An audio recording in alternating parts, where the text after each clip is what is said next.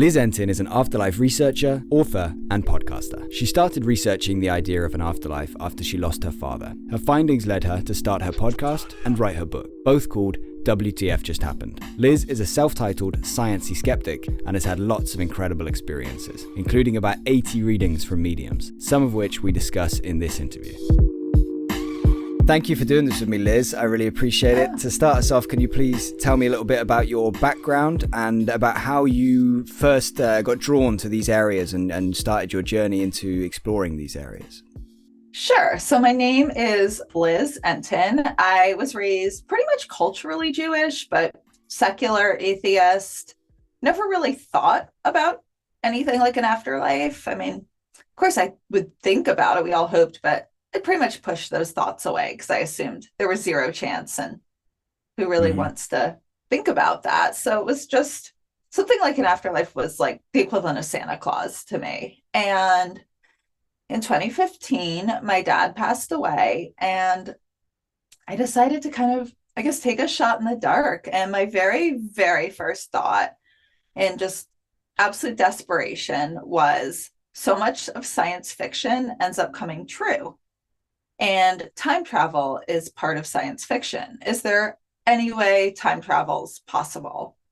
And my dad was in hospice at this point, so still officially living, but I mean, couldn't even have a conversation with him. So I was in a pretty bad place. And I decided to Google that about time travel. And what is absolutely insane is, yes, time travel's possible. I mean, it's not practical and doable, but theoretically, if you were to build a spaceship, for example, that traveled close to the speed of light, and this is according to Einstein, so this isn't some woo fantasy. I'm going to have the timing wrong, but the concept right. So let's say you take two twins. It's called the Einstein twin thought experiment or experiment. And you build a spaceship that travels close to the speed of light, and one twin travels and one stays on Earth. Let's say like 5 years will have passed for the twin that's traveling, and like 20 years for the twin on Earth. And I'm just like, that, like, to us, time is just this factual, unchangeable, undeniable thing. And I'm like, this shows time operates so differently. And that opened my mind. So if that's true, what else could be true? And my very next thought was, at this point, I was like, consciousness is created by the firing neurons in our brain. If you take the concept of eternity, big bangs, big crunches, the multiple Goldilocks planets in our universe, possibly multiverses, over eternal big bangs, big crunches, there's going to be other complex life that evolves. And it seems almost impossible that another set of brain neurons of a human or another complex conscious creature that evolved in even 1 trillion years, another set of brain neurons would create another consciousness I got to experience. Not as Liz again. I mean, maybe, and when you think of eternity, but most likely as another being, you know, the way you think of past lives, different people, different beings. And yes, I would rather be myself seeing my dad, but when all your whole life, aside from a very little kid, where I was told like a very childlike false version of heaven, and like, oh yeah, that's not true. Like Santa Claus isn't true, the Easter Bunny's not true, like heaven, afterlife isn't true. The thought of getting to experience consciousness again versus eternal obliteration seemed amazing. So I then had another thought. Is there any way, any possibility this consciousness, there was any memories that somehow carried over? And I Googled that, and that was where everything changed, because I found Dr. Ian Stevenson and Dr. Jim Tucker, who I'm assuming your guests are familiar with, but if not, I'm happy to go a little further. But that was probably one of the most profoundly life-changing experiences of my life when I found their books. Wow. Had you ever come across like the idea of children with past life memories before that? Yeah, but in like not a way that I considered credible, you know, in the same way I would come across the idea of an afterlife, God and heaven and hell. I was like, well, that seems, you know, again, no different than the Tooth Fairy or Santa Claus. I'd heard, yeah, oh, kids who say they have past lives. And I had a very fantasy, woo, I know this is a disrespectful word, but I really don't have a better word, a very sort of believy image of it. And I'd met people who believed in past lives, and they were all, I mean, they were just very belief-based seeming people and very like, Yeah. more spiritual than scientific. I had never heard anything I would have considered at all scientifically valid. So Yeah. Yeah, I never took those things seriously either, like the idea of children with past life memories. I'd come across that idea. I'd heard that, yeah, there were people that believed in that, and there were people that said that they had memories of a previous life, but I never, until I realized, again, until basically Jim's work and everything, I never realized this was anything to take seriously at all. So it's cool that was the start of your journey. And then where did you go from there? So you did all that reading, and then what was the next kind of step for you? Was it like, did it all happen in one day? Like all these like kind of light bulbs coming on, like, oh shit, like this is maybe real, and like, or was it very slow and incremental? Very slow and incremental. Mm-hmm. So I found Dr. Jim Tucker and Dr. Ian Stevenson. This was just like probably about 6 weeks of my huddled under the covers. I took, I had my own company at that point. I just was taking time off. I was in like a very depressed, really, really bad place. And I, was going between basically lying in bed and visiting my dad in hospice. And in all the time I wasn't visiting him, I was reading Dr. Tucker and Ian Stevenson. I was just like, would be like, oh, well, what's the catch? This is probably it. Or they haven't verified this. And I would think of something, and then they would cover it. I was like, there's something going on. And then, I found, I believe this was Ian Stevenson, the European cases of kids with past life memories, because the early ones he focused on India. And I just had a little bit of a hard time with them embedded in cultures where that was the belief set. Because you take, you go to, let's say, a strong Christian culture, no disrespect to that, but a lot of people are like, oh, I communicated with God and saw Jesus. It's like, it's so embedded. It would make sense. A kid says something and a parent would be like, oh, that's related to a past life. So although some of the cases and cultures where people do believe it, they're very verified. But then I found American and European cases, Dr. Jim Tucker's, the really known cases, how am I blanking out his name? I've said this a trillion times, the James Leininger. James Leininger. I've probably said that 800 times. I just blanked on the name, but yeah, the James Leininger case. And I was absolutely amazed. And so I was like, there's got to be a catch. And so I started trying to find the catch, and I kept finding skeptical blogs and skeptics, and no one had anything valid to say. Every one of their kind of counter arguments was addressed in the books, or they would say, well, this is crazy, it's not possible. And I get, that knot in my stomach, this was not unemotional, this was not neutral investigation. And then they'd be like, and of course I'm not going to take the time to read the book. I was like, what's on, what I've always assumed skeptics were the smart ones. And during this time, of course, my dad ends up passing away. And finding Dr. Jim Tucker and Ian Stevenson, I also find the Division of Perceptual Studies. And it's like, when you find one of this, you find everything. I find Dr. Julie Beischel at Winbridge, and I started reading about mediumship, something I considered, just nuts, like fortune telling. I would have never considered it. It was either like entertainment at parties, magic shows, in its ethical form, or it was nuts. And so I was like, there's scientists studying mediums? And if you read Dr. Julie Beischel, I just sat and read like every study she'd done, both her books and, that are for like the general person, to her scientific studies. And I was just like, there has to be a catch. What is going on? And, I also started reading about near-death experiences, and I started taking classes at the Rhine. I'm summarizing about 5 months, so, and I just was like, figure out what's going on. There's something, like, I am not seeing the catch. And it was like, I would get bits of hope, and then feel like everything shattered. And it was like this very up and down, very intense. I decided also, I was like, I feel insane, but I think I'm going to get my own medium reading. And I should add at this point, I found Laura Lynn Jackson because this is how I found her. I know she's very well known now, but at this point, I mean, I wouldn't have known that because I knew nothing about this world. I thought it was crazy. So I found her because I went down the Windbridge website and I was like, I have got to get a reading with a medium. They have to be in New York because I want to watch them. I want to make sure it has to be in person. I want to make sure they're not cheating or Googling because, you know, if you're on the phone, they're probably just on their computer the whole time.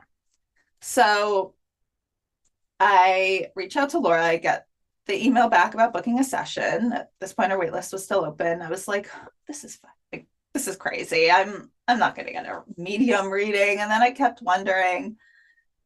And so I'd been reading piles of science-based books, including Dr. Diane Hennessy Powell. Are your listeners familiar? I'm pretty sure people are familiar. A lot of them will be. I spoke to Diane in the past, yeah. Okay.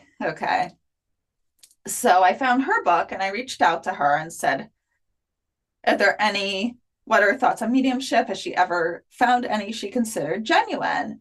And I was expecting the exact email I would get back. Like, you know, thank you so much for reaching out. It's really interesting research.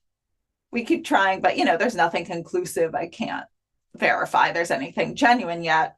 Maybe one day. Instead, I get an email back and she also mentions Laura. She's like, she blew me away. Her work's so good. I was like, who is this woman? Like, I've maybe got to give this a chance. So I email back, fake name, hidden identity. I think I used my real first name because Dr. Beischel was using real first names in her studies. Yeah. And I was like, I don't want to mess that up. There's enough Liz's out there, right? Isn't it? Yeah. So I was like under Liz with like fake last name, all this hidden identity, and I got on her wait list. Now, in the meantime, I'm still reading. I'm reading, you know, everything like Dean Radin, reading about Stargate remote viewing, you know, Paralab, the history. This is all I'm doing. An intense grief, very hidden from the world. Yeah. And at this time, one of my mom's colleagues had passed away, and he also had a book about his work. My mom's a psychotherapist, works with neuroscientists, thinks all this is absolutely nuts. As you can imagine, like her community of therapists, neuroscientists, they're not the group that believes this stuff. So I go with her to, I guess it was a book reading and signing about someone who'd written about her colleague who'd passed away, and his wife's there.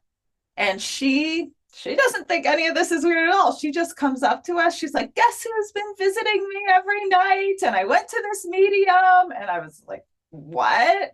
Oh my God. So I got this medium's name.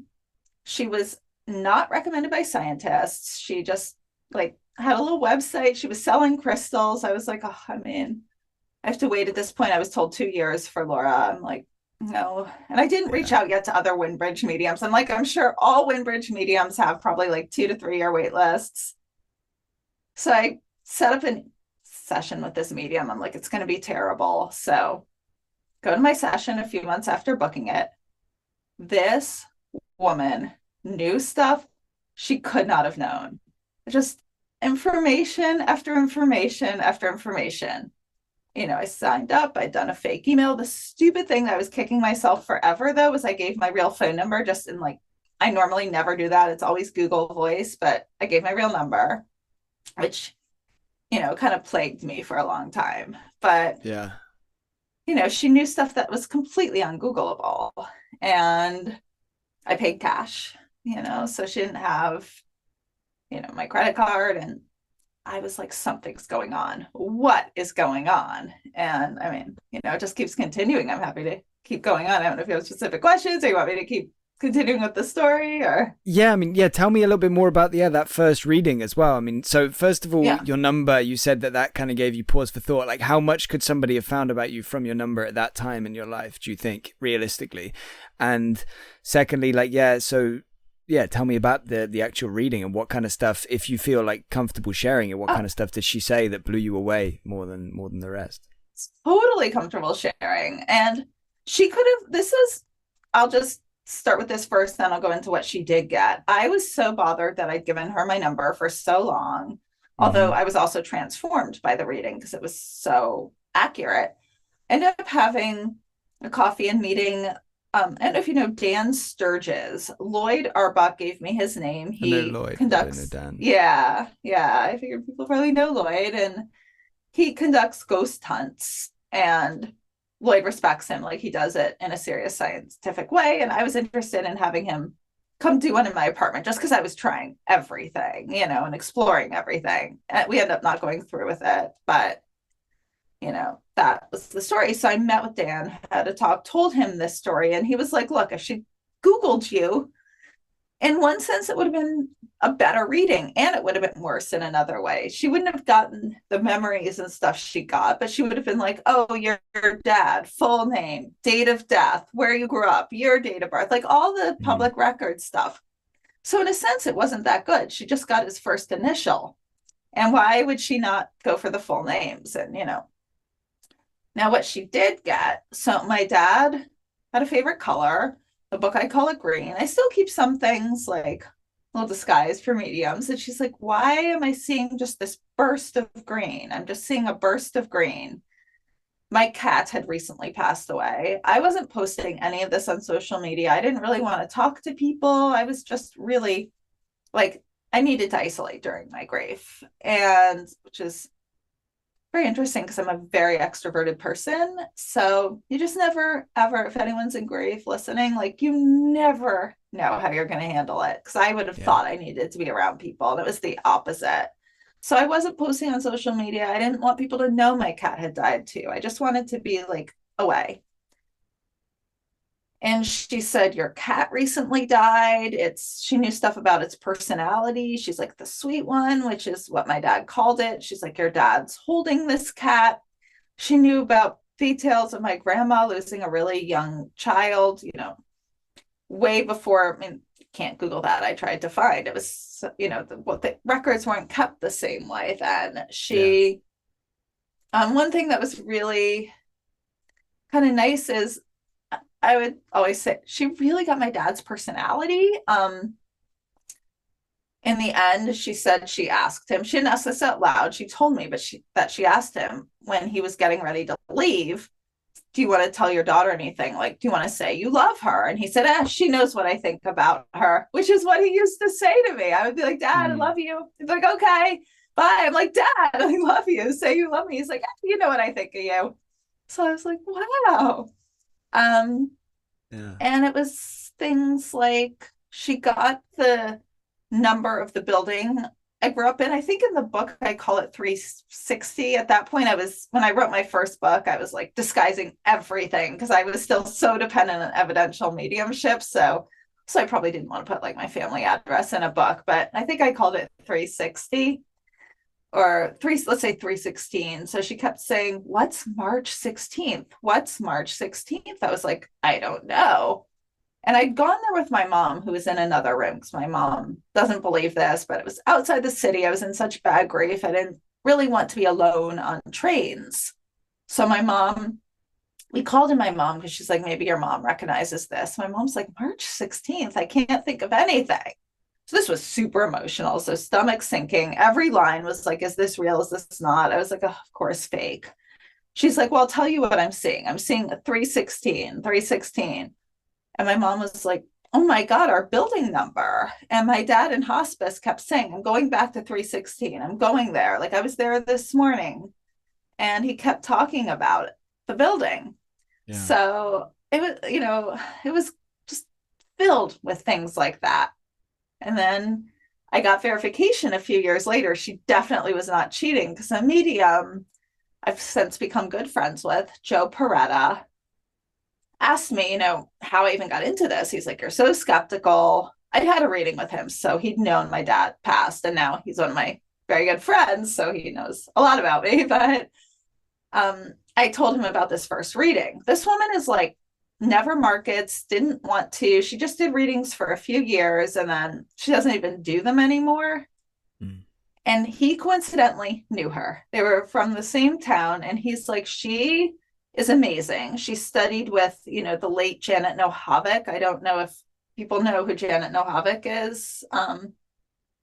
She was a very well-known, like, respected medium in the medium world. She participated in a lot of research. She was American, but involved in kind of the Arthur Finley world of mediumship, and, did a lot of education. And he said this woman studied with her for years and all she cares about was evidence. He's like, I can't think of a better medium for you. She was like, no, I don't want any of the fluff. A reading should only have evidence of an afterlife. And he's like, she's completely honest. I know her. She doesn't even know how to like use Google, basically. He's like, she can't even use social media. She's like, late middle-aged woman who can't even figure out how to turn on her computer, basically. And he's like, she doesn't.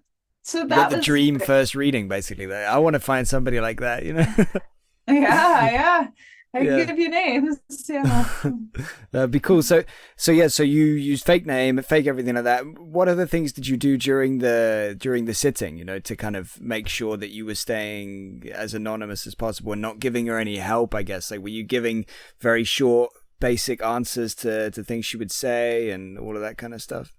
Pretty much saying yes, no, maybe. I wasn't... I got better as I got more because I started getting reading after reading after reading and gathering the data and scoring my readings. And I pretty much, don't say things like say yes, no, maybe. Or if they're like, I've got a woman here, who is this to you? I'd say, well, can you describe her? I'm not going to say, oh, well, I've lost both my grandmas and it could be them. It could be like an aunt. Yeah. So... And then phone readings are really good because they can't see you. I started to realize, I read, that Dr. Julie Beischel said phone readings are the best because they can't do, Google, take your face and Google it. They can't, see micro expressions because that could be a question, even with the most ethical mediums. What if they're unconsciously reading micro expressions? I mean, their information is so specific. There's a million reasons I can say that's not the case, but on a phone under a Google Voice number where a friend paid, not you. I mean, and they're knowing all this stuff about you. I mean, they don't know if you're 60 or 20. They don't know your race. They don't know anything about you. Yeah. They don't know where you live. And they're getting all this information. It could be like living on a farm in, middle of the countryside, or you could be in the big cities and, and they're getting such accurate information. So it's fascinating. I don't want to jump ahead too far, but just to kind of, I want to get it kind of straight in my head. So when approximately, or when along this journey did you decide to, start a podcast and write a book? Like, where did that come in? Again, maybe once you've told me this, we're going to go back again and talk a little bit more about some of your other experiences, but I just want to, kind of get that out of the way. Okay, I will jump into that. And I have to get back up to explain this. I have to back up a little bit where I mentioned I'd reached out to Laura Lynn Jackson because that is key to my doing all that. So her wait list is, she told, or her assistant at the time said 2 years. At this point, it's been like 8 years and I'm still on it and we've become friends. So I'm like, okay, I don't know. So you've been on there 8 years, you're friends and you're still on the waiting list. Yeah, that's an in-demand medium right there, right? That's an in-demand medium. And she completely deserves it. Like, she spends so much time researched by scientists. Like, she really is that good. But I go to her workshop and I sit there and this also is a testament to her kindness. Like, you did not want to be a medium who met me in my first 6 months of research. I was so annoying. So I'm raising my hands like every 5 minutes. And I'm like, right, but how would this tie in? Like, Einstein says this. And if you look at Stephen Hawking, none of this makes any sense. And I was just like, every 5 minutes, she's like, so does anyone else have any questions? I'm like, yes. And she's like, okay, no more questions. After like my 20th, she's like, okay, it's time to move on. So... I mean, but she was very, very kind and very patient. I think she understood I was not coming from like like Yeah. Randy or Susan Gerbeck type of approach. I was in Yeah. deep grief and Not trying to catch her out. not trying to catch her up, was trying to, I'm sure it was pretty clear, as she says now, it was clear I was in grief and had good intentions. But, I went up and introduced myself. And, at this point, I was like, I've got to get into the behind the scenes. Windbridge is in Arizona. I spend a few months of the year in LA and mainly in New York. I can't just go move to Arizona to volunteer with them to figure out what's going on. I can't move to Virginia. I mean, though I was considering maybe trying to volunteer at one of those places, but I was like, well, I guess I'll volunteer at the SPR in New York. So I was set to reach out to them, although, I'd reached out a few times and hadn't heard. And I've since heard, they were going through a lot of like change in ownership, and they're the ASPR, American Society of Cyclical Research. I don't think necessarily the others is kind of shutting down, and there's just not a lot going on with them, but that's who I thought to reach out to. And I was like, let me just, I introduced myself to Laura. She was incredibly nice. And I decided to reach out to her afterwards and say, is there something similar to Windbridge in New York? And she's like, try the Forever Family Foundation. And that was my life changer. I met my mentor, Fran Ginsberg, who is the co-founder of Forever Family Foundation, along with her husband, Bob Ginsberg. Bob was more like me in his level of skepticism. Fran was a lot more open that this could be real, but she also was very logical. And they became like my second parents. Like, their daughter had passed away. They started this in, I believe, 2002. And I got so close with them. And I was like, I'm going to blog about this. I'm thinking of writing a book. And Fran, like my second mom, ends up passing away of pancreatic cancer. And I was like, I've got to go forward with this. So, and she basically came through Laura and like told me to get my ass going on my book. And I was like, I know, because it's weird. And then I was writing it, and then I didn't want to because it was just emotionally too hard to edit because it was a lot about Fran. But, it was really Fran, was a huge part. I really felt like I wanted to pay a tribute as well as reach skeptical people. And then, at the same time, it was quarantine and everyone and their mother is doing a podcast, and the standards were not as high. Like, you didn't have to have great editing. People were like, even professional podcasts, they're with like 1 million followers. They're like, I'm recording in my closet, and you hear like a baby crying, a dog barking. And I was like, okay, I can do this, and it doesn't have to be so professional. I'll just put it out there. And, it's like, I'll just do like 10 episodes over quarantine and just to have something to do and teach myself editing. And, it just grew and grew from that, the podcast, and wanting to honor Fran, and realizing as I started to put it out that there's a whole group of people, who never would have thought an afterlife is possible, have grief. And, there aren't many voices that speak to people like that, grief or their own mortality. So. Yeah. And so it's probably a good moment to tell people exactly the full name of your book and the full title of your book and the full title of your podcast. I'll put the links in the description, of course, in case they want to find it. But yeah, just say those, please. Sure. So the book is WTF Just Happened? What the fuck just happened? A sciencey-skeptic explores grief, healing, and evidence of an afterlife. And my podcast is also WTF Just Happened, all about the afterlife. No woo. Yeah. So. And like I said, links in the description. And you're writing a follow-up book now to that book, which maybe let's kind of circle back to in a little bit. But before we come to that, so after your first medium reading, so before you went into that, you were starting to be open-minded to this stuff, right? You were starting to be like, maybe, you wouldn't have done it otherwise, right? You wouldn't have done the reading. You wouldn't have set it up if you thought there was no chance. So how did your mindset change from before that reading to after it? Like, how much more open to this were you? Were you immediately like, oh, that was real? Or were you still questioning everything? And how was that? And where did you go from there? Where did you go from kind of after digesting that first sitting?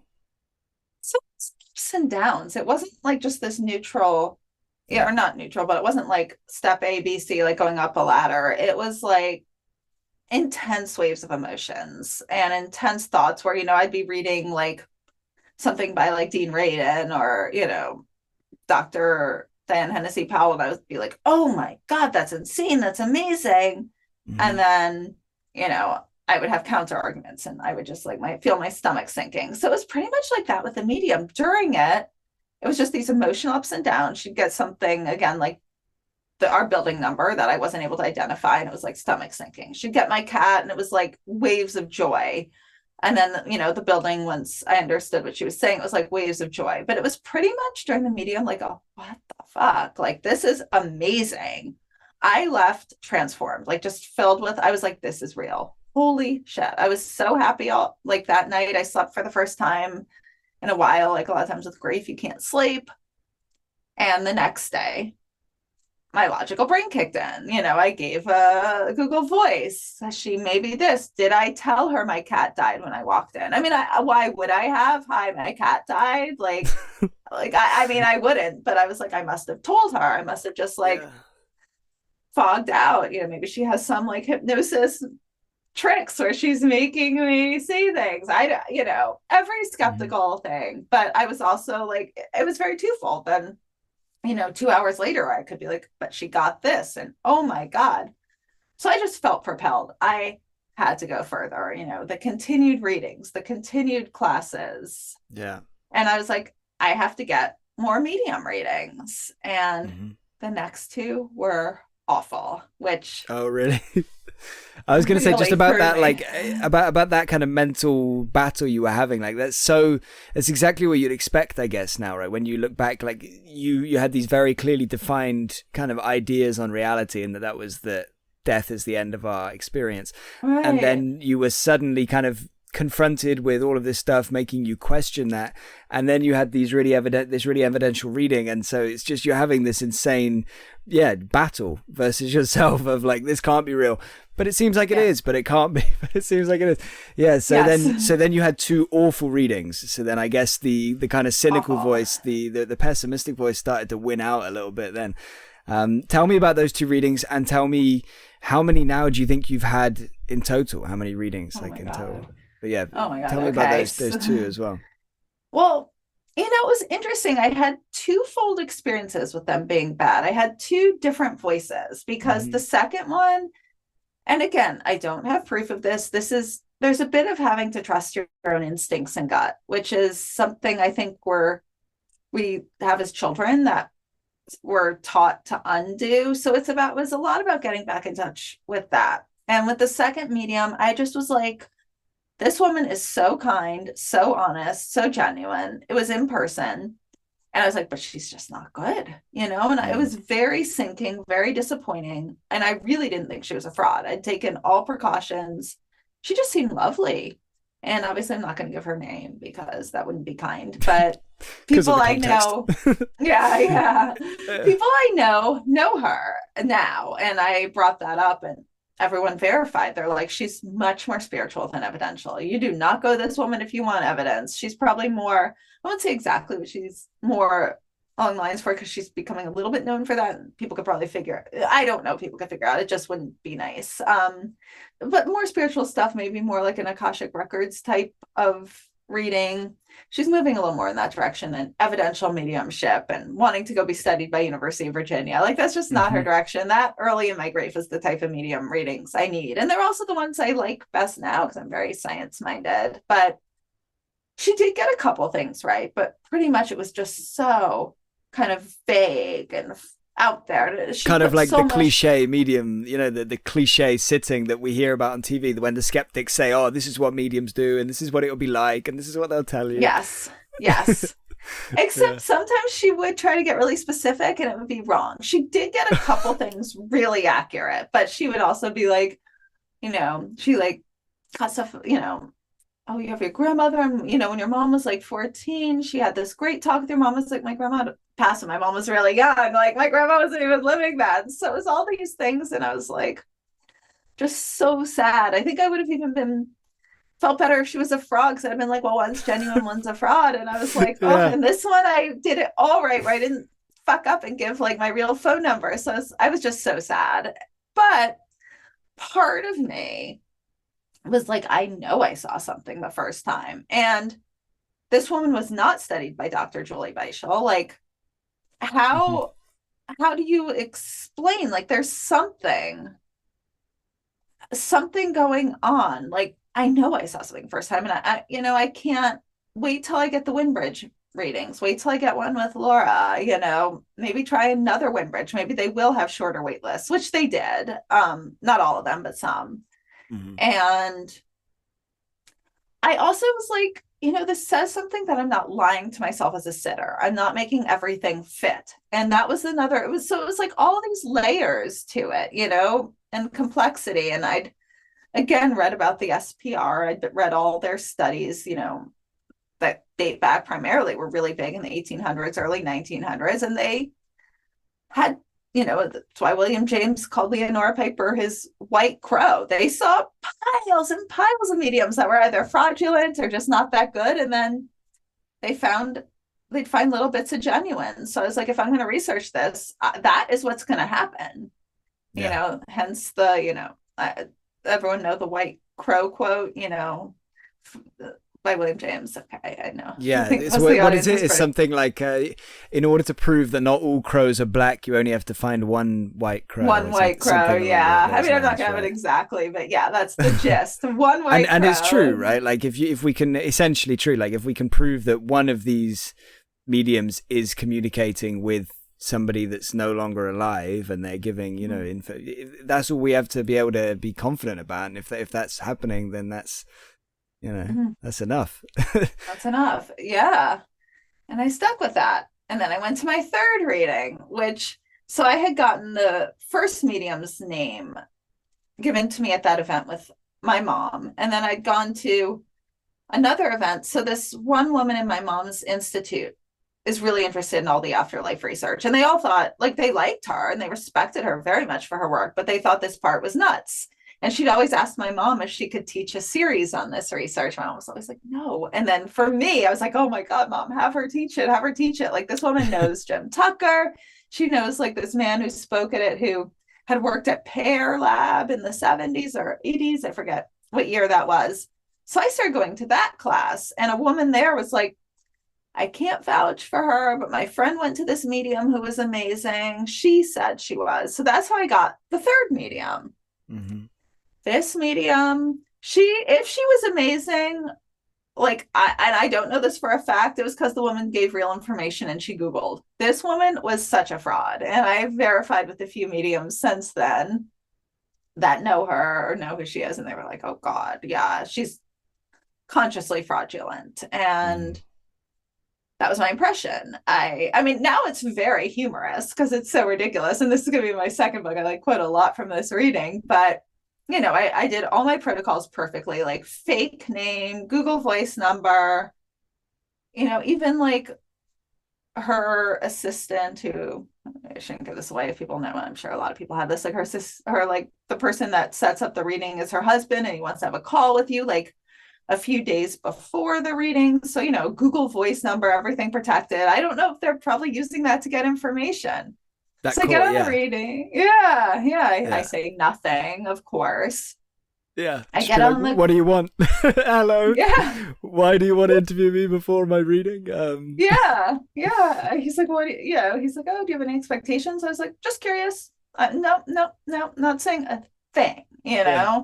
Desperately hoping this specific person's going to come through and tell me something nice, Right. What do they expect? Anyway, sorry, carry on. I do actually really want to hear this. Oh yeah, this one's actually, like, again, funny now. At the time, I had a bit of a sense of humor about it, but I was also devastated. I was very fragile. And I get on with her. She's like, opens with a prayer. That's fine. I've had some amazing mediums do that. Like, I can't have an opinion on how you handle it. Yeah. So I was like, okay, whatever. And then she starts just saying, I don't even know what. And I'm just like, no. It's phone. She's not seeing my face. But what do you mean? Like, what kind of stuff is she saying at this point? Oh my is it God. like, yeah, I have no idea. She's trying. Well, I remember what she said. She's like, getting this message is from the other side that you're, really kind of like in a place where you're trying to find like genuineness in life and like love and just something, I forget what, but it was like, something that I could say, like, if you were to take a class and they were like try to give someone a cold reading and say like characteristics that apply to everybody. So that's my response. I say, yeah, that does sound true. I suppose that's part of the human condition and applies to everybody. And she just was like silent. I think she was like, oh shit. Like I have to be on the phone. Like she's probably tried to Google me and was like, I can't find anything on this girl. Like, I don't know what I'm gonna do. So she's like, I'll just like do stuff impressive. So, I mean, it was like a thing, yes, but it was like literally like you're trying to find yourself and you sometimes feel like the stare. It was better than like the worst ones, but it's literally when the skeptics are like, mediums say this and it applies to everybody. It was one of those. So yeah, I was like, yeah, I relate to that. So does everyone else. I said a little politer, but I was like, I think that's probably the human condition. And she just, yeah, she did. That was not the good response for this woman. I mean, if I was unhappy during this reading, this woman was 10 times more. Then she's like, well, I guess I don't understand. What do you want out of this reading? So I said, scientific evidence that we survive bodily death. I booked a medium reading. And you could just hear like a little bit looking back when I re-listened to it, a little bit of oh shit in her voice. And she's like, well, I have a man in front of me. Do you know who that is? I'm like, well, what does he look like? It could be a few people. And she's like, I'm not good at looks. I was like, okay, well, just tell me whatever he tells you and I maybe can narrow it down. So she's like kind of getting nothing. Finally, she's like, can you just tell me who you lost? Maybe after she went through like grandfather, uncle, I think I have a woman. I was like, I mean, already the reading's over. So I'm like, my dad. And again, she's like, okay, well, are there messages? Like, what do you want? I was like, I want evidence that he survived. I was like, and she's like, well, basically she then starts going into prayers with me and like these chants. And then she's like, wow, well, you want evidence? I'm going to teach you how to get it yourself.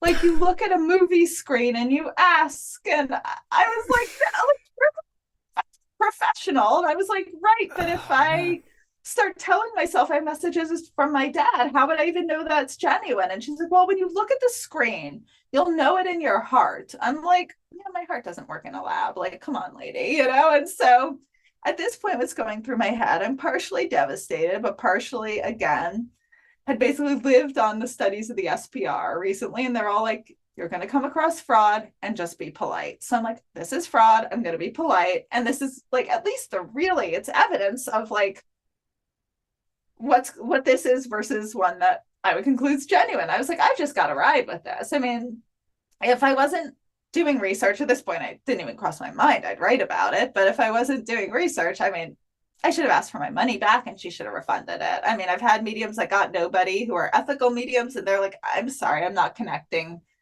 We can try again in like 2 weeks or I can refund you. So no, this woman, of course, did not offer refunds. But then she starts saying, she's like, your dad's telling you need to be a lot more trusting. I'm like, yeah, that's exactly what my dad would say when I'm going to psychic mediums. And she starts saying all this spiritually stuff he says. I was like, yeah, I don't think he talks like that. She's like, but when you go to the other side, it's different. They have a different perspective.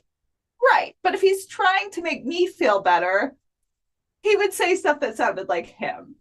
And then she just kept saying like how overly skeptical I was and how I need to learn to trust and how like one of my life missions is needing to learn to trust. And then she's like, it's so interesting. You came to this reading thinking it was all about a proving situation, but the whole reading and purpose has been about you proving it to yourself.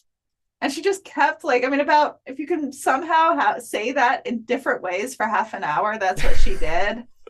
And I was like, right. And she's like, that's really it. And she had all these ways to prove it to myself. And she's like, I'm going to take you through a chant.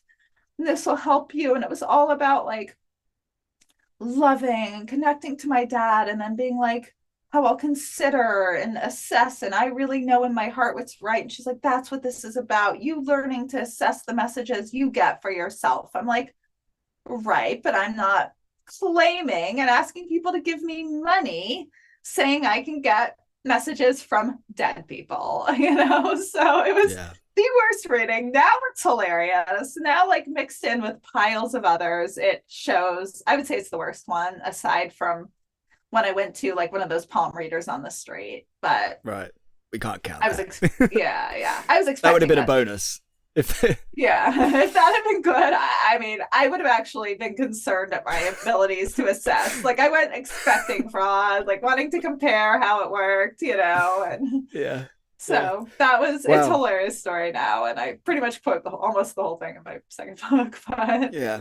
That is hilarious. It did make me laugh quite a lot. My cheeks are kind of aching a little bit. But like yeah. that's exactly what most of my life. That's what I would have thought. Like, right? You too. That's what like Oh, yeah. medium reading. That's what I would picture. Like, yeah, somebody trying to kind of like, oh yeah, so oh yeah, you lost somebody, right? Like, oh, it's they were close to you. Yeah, you loved them very much, and oh, you missed them. Yeah, yeah. They love Yeah. you too. They love you. They want you to know that. They want you to know. Yes. Just like, Yes. come on. So you said that was grandparents. Have you lost a great grandparent by any chance? And you yeah, had more yeah. than one great grandparent. And he looks similar to you, and yeah, it's just why he liked dogs as well, and yeah. So that was the worst one you've had. How again approximately how many do you think you've had overall, and how many would you say, like again, just roughly, would you say a genuine, fraudulent, and just like in the middle? So let's say kind of genuine but not very good. Like, again, rough Okay. numbers. Like how many roughly have you had overall? I would say close to like 80, but that Wow. includes that I've taken mediumship classes and gotten readings with other people Mm-hmm. there. And people hear that I'm from the research perspective and they're like, oh, for example, I'm teaching a class. Can you sit with some of the students and be really honest That's with cool. them? And Yeah. so there's that mix in. And then, Forever Family, I've sat with so many of them. So if we mix all that in, of the paid professional ones, I think I've had about 50 now, but when you add all this other layers, I'd Mm-hmm. say about 80. Um, I would say she's the only one would say is intentionally fraudulent. Really? They're, yeah, Honestly, the only one of all the people you've seen that you think was trying to kind of scam you, for want of a better word. she is the only one, but that comes from the route I took, like, going to all the ones Forever Family and Windbridge. And then I might say, do you have a friend? Or like, then I'd find someone who went to Arthur Finley, a teacher there, someone they recommend. Again, they're like, or then people in classes, a lot of the students are not good at all, but it's their first readings. They're early, I don't know first, but they're very early. They're students. So, but they're not cheating. She's the only one I would say probably tried to Google me, didn't know what to do, and she couldn't find anything, and is intentionally fraudulent, aside from, well, two others, but one was the palm reader on the street with, the $5 that I went to compare fraud to genuine. And then I went to a physical mediumship seance, and he was clearly fraudulent. I mean, I caught him cheating. You'll have to tell me about that in a second. But yeah. So I'm just thinking as well that the fraudulent mental medium that you went to see, she probably rang up all her fraudulent buddies afterwards and was like, oh yeah, if you get somebody coming under this name, like Liz, and whatever fake second name you gave, or like this number, I didn't even like give her Liz. That's the funny thing. She had a fake first name too. Yeah. So she could do that all she wants. So she probably did. Like, I bet she did that. Because again, sorry, just before the physical medium, I just, for most of my life, when I thought about this stuff, I was like, okay, mediums is all nonsense. And then once I started to get into the research, I was like, I'm guessing, like I was like kind of totally guessing in my head, but I was like, based on what I'm now learning in the research, like it seems some of them are real, but I still kind of thought in my head it was going to be like 5% are real or less, and the other, like, the vast majority I thought would be like people either kind of kidding themselves that they have an ability and so kind of not intentional fraud, or people that are intentionally scamming people out of money. That's what I thought would be the vast overwhelming majority of. So do you think that is actually the case? Like if somebody was to go in, case. Okay. I just happen to have found, again, with the majority being Forever Family, ones that have passed really tough science-based protocols. That has been a large majority. I have Windbridge. Yeah. According to Bob Ginsberg, one of the co-founders of Forever Family, 10% can do what they claim. The majority are not fraudulent, but they're either not accurate or, like when I took a medium class, for example, could look at you and draw some conclusions logically, the way we all assess people. If I was very believy and raised since I was a child, everyone can do this, I could very easily think this is coming from the other side. Mm-hmm. And I know perfectly well it isn't. Like, I was giving some people readings in the class, and I was like, one was like a 60-year-old woman with gray hair. I was like, you lost a grandma, she bakes cookies, and she'd have like cookies and milk for you, like when you came over to her house. Like, that came into my head, because if you were to look at someone and say, guess who they lost, and guess stuff about them and try to be right. So it was coming through to me that way. And I was doing the assignment. But this woman who very much believed all this, she's like, you're getting information, you're really doing mediumship. I'm like, but I'm not. Like, I know I'm not. And I think a vast majority are that. I think even in that 10%, there's varying degrees of accuracy. Like, yeah, so, and I think there's a good percent that are fraudulent. But yeah, how many? I don't know the amount of fraudulent versus, but the ways I found, but I would say she's the only one I had that was fraudulent. But again, I was finding them in such edited circumstances. Forever Family, Windbridge, Janet Nohavik, who has since passed away, but she taught classes and has teachers that she approves of that teach, so them, then Arthur Finley, and then their students. So they were coming to me very curated. And I think if you were just to go out in the wild and do this, and if Windbridge and Forever Family didn't exist, I don't even know if I would have had one good one out of 80. Who knows? True.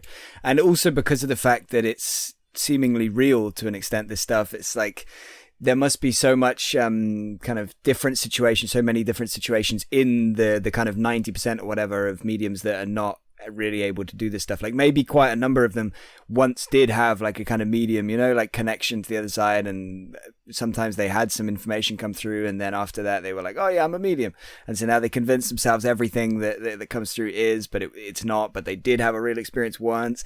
And then maybe it's some people that were able to do it for years consistently, and so then they get complacent or whatever, and one day it just kind of, I don't know, it just goes, they just lose their kind of connection. Like, all of this stuff, we don't know enough about it, do we? So there's so many unknowns. You mentioned a physical medium sitting that was also clearly, you said you caught him in fraud. So let's not spend too long on it, because obviously it doesn't add much to the evidence side of this stuff, but it sounds funny and interesting. So I'd love to hear about that. Oh my God, it was Where funny, was that? When did that happen in your journey as well? It was in Lilydale. It was middle. I mean, I was fairly far along. I had become friends with some mediums. Fran and Bob were like my parents at this point. So at that point, you've accepted that mediumship is real on some level, have you? Or are you still kind of questioning yourself? I'm still questioning it. I still question some now. Not that I don't question anymore, is this group cheating? I don't question, did this really happen? But now I'd say, and I question if physics could possibly find an answer for what we've seen that we have no idea yet, and the answer is not survival. So at that point, I thought, could there be something else to this? Could these mediums, I don't doubt these ones that I'm getting to know are some of the most genuine people, but are they lying to themselves, and there's something I'm not perceiving? And how far is this? And I was still seeing, wow, this is real, but I was shocked by it constantly. It wasn't as integrated as it is now. It was just this constant, holy shit, this is real. And I still have those moments, but that was just, I'd say, almost all the time. And it was still a lot more fragile, but it was also wonderful. It was such a thrill that I was just woke up happy constantly, even though I'd had this horrible loss. It was kind of like waking up every morning and being like, oh my God, there's an afterlife. There's really an afterlife, most likely. And then a chronic assessment. So that's pretty much where I was at this point. And also, as I'd said, like, unexpectedly, I'd encountered very, very little fraud at this point, which, again, I found such a curated path of people who'd already done the curation that, it's not statistically representative. And I was really curious to see physical mediumship. I did not know what to think, but at this point, my boggle threshold had already been like pushed so far that all this stuff that wasn't possible had already happened. So I went in really open-minded. Like my logical self, like it makes no sense consciousness could exist without a brain, to, oh my God, I've also seen all this stuff. So, I go in, it's like a 3-part seance weekend at Lilydale. The first night he gives a talk, and then 2 nights of the seance. And at the talk, I was getting a little bit suspicious because like he wasn't really answering my questions. Like he mentioned like stuff about ectoplasm, and then he said, oh, and they even did a study once. So like, what do you do with that? I raised my hand. I said, who conducted the study? What journal was it published in? Was it published? Where can I read it? And he's just like, find me after class. I was like, can you tell me the name of the parapsychologist? Find me after class. And I was like, because I'd asked Lloyd Arbach if ectoplasm had ever been studied in a lab, and he said no. So the teacher was like, comes up to me after class, he's like, it was Winbridge. I was like, I know every Winbridge study. Like Dr. Bashel did not do a study like that. And he's like, oh no, it was the SPR. I was like, which like he couldn't tell me. So I was a little like, I don't know. Yeah. But who knows? Maybe he's, sometimes some of the most spiritual mediums, again, I'm using the word spiritual more than scientific, and they're excellent. They just don't know anything about the science. I'm not ruling anything out. So I go the next night and I'm like super anticipation, so excited. I go in and I went with like a really skeptical family member. I shouldn't say, like I call it my cousin in the book. I'll just say like it was my mom, but my mom's like, you're not putting anywhere in writing that I went to Lilydale anywhere. I don't want anyone to know I participated in something this crazy.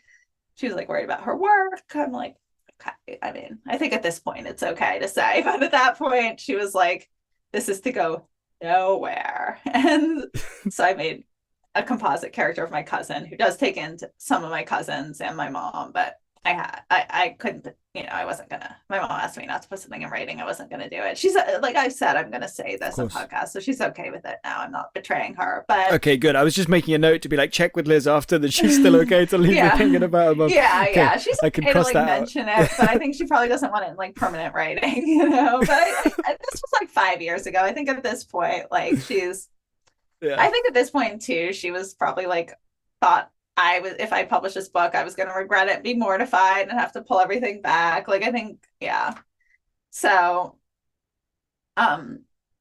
she kind of thought I'd ruined like my life, like my career, or, like ability to have relationships, like, but that hasn't happened. So I think she's loosened a bit, but I still, she's okay with me saying this now. Cool. So, go in the first night, like butterflies in my stomach. I'm like, little things are weird because he keeps talking about like the skeptics say this. I'm like, but they kind of should. Like you're defying the laws of the known universe. Like you should feel you should have to prove something to them. And he knew, like I'd mentioned, I do stuff with Forever Family Foundation. Like I know Lloyd Arbach. I'd already told him that, not to be like threatening to him, to be like, oh my God, I'm so excited. Like I would love to research you and like put you in touch with these people.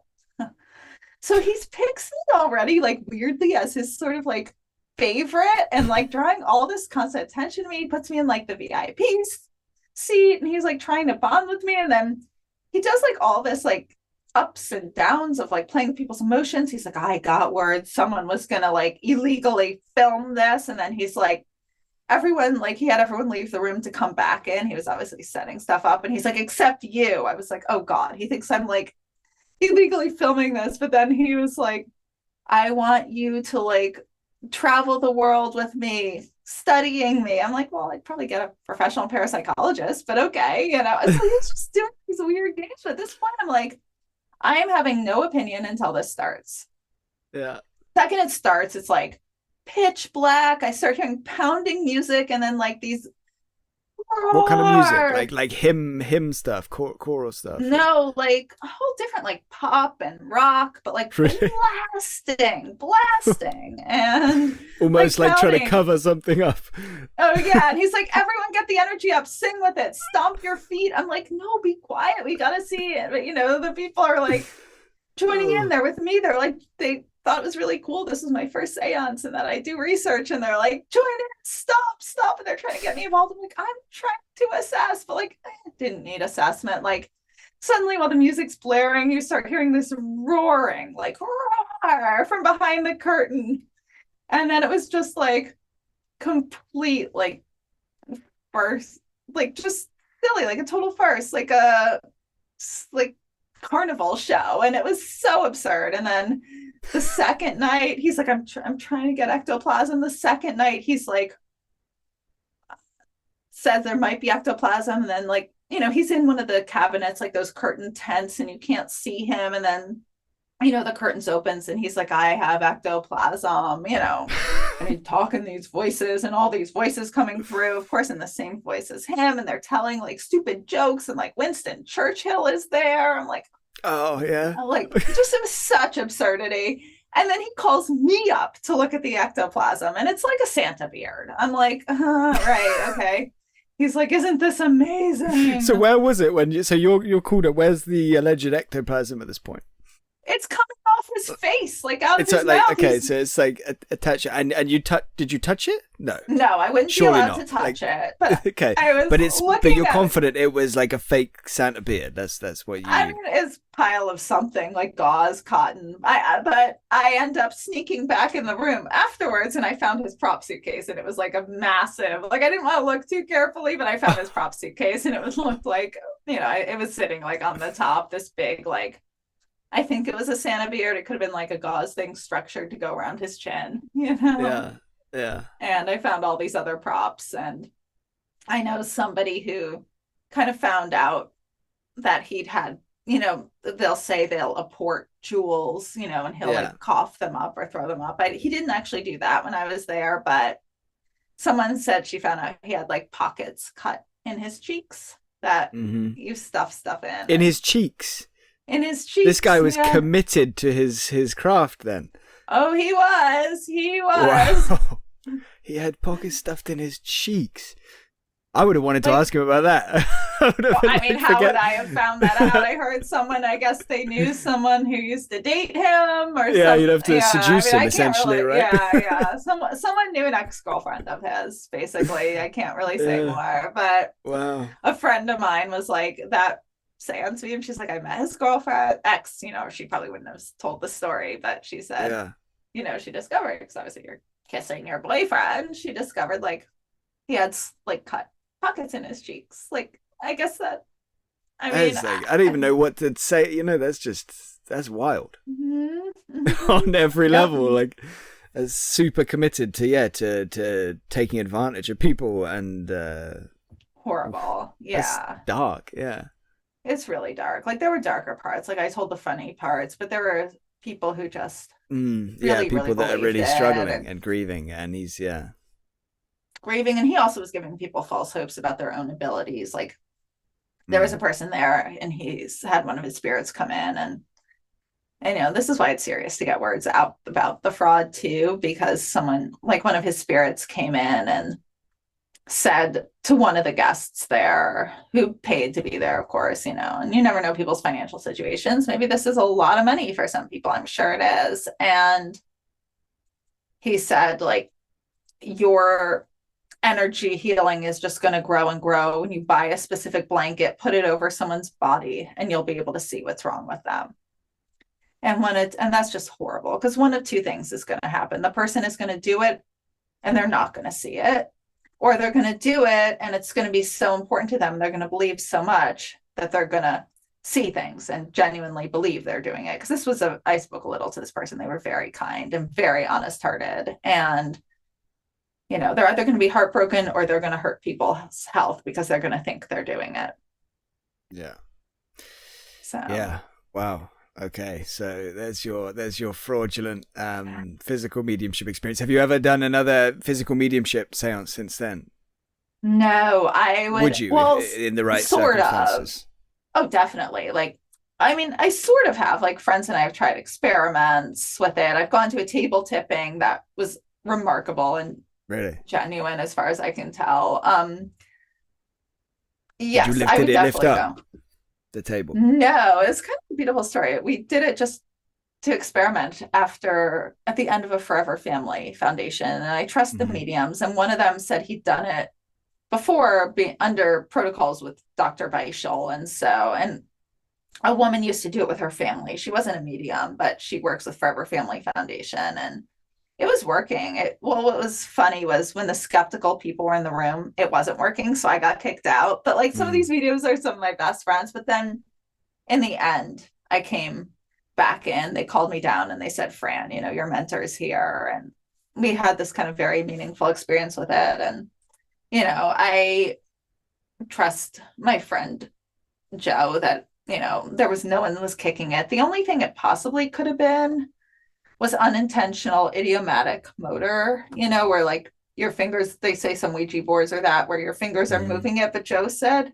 and I really trust him, he said he didn't think that was happening. And again, one of the other mediums, Dave Campbell, he's also a very honest person, and he had participated in table tipping experiences with Dr. Julie Beischel. So, and all that was protected for. So it was until I'd like to investigate it further, but from that one experience, it seemed very genuine. And then I've experienced spoon bending, and all those are types of physical mediumship or physical psychokinesis, where no one can say which for sure. But it was, yes, I would attend a professional seance. One of my dreams is to go to Stuart Alexander's, because from what I hear, he's from people I trust, like just here. Leslie Kean. What?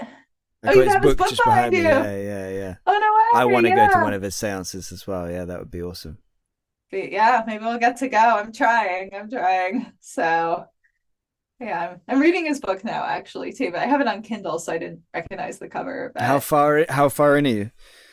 I'm in the middle. Like, people are sharing. Like, one of the women, I believe, she's ended up being a journalist. Like, she'd lost, I think, her husband, and she's sharing just a few transformative experiences. And then Mike Anthony, one of the people who attends, who's a friend of mine, he wrote his thing that he saw it. So yeah, halfway.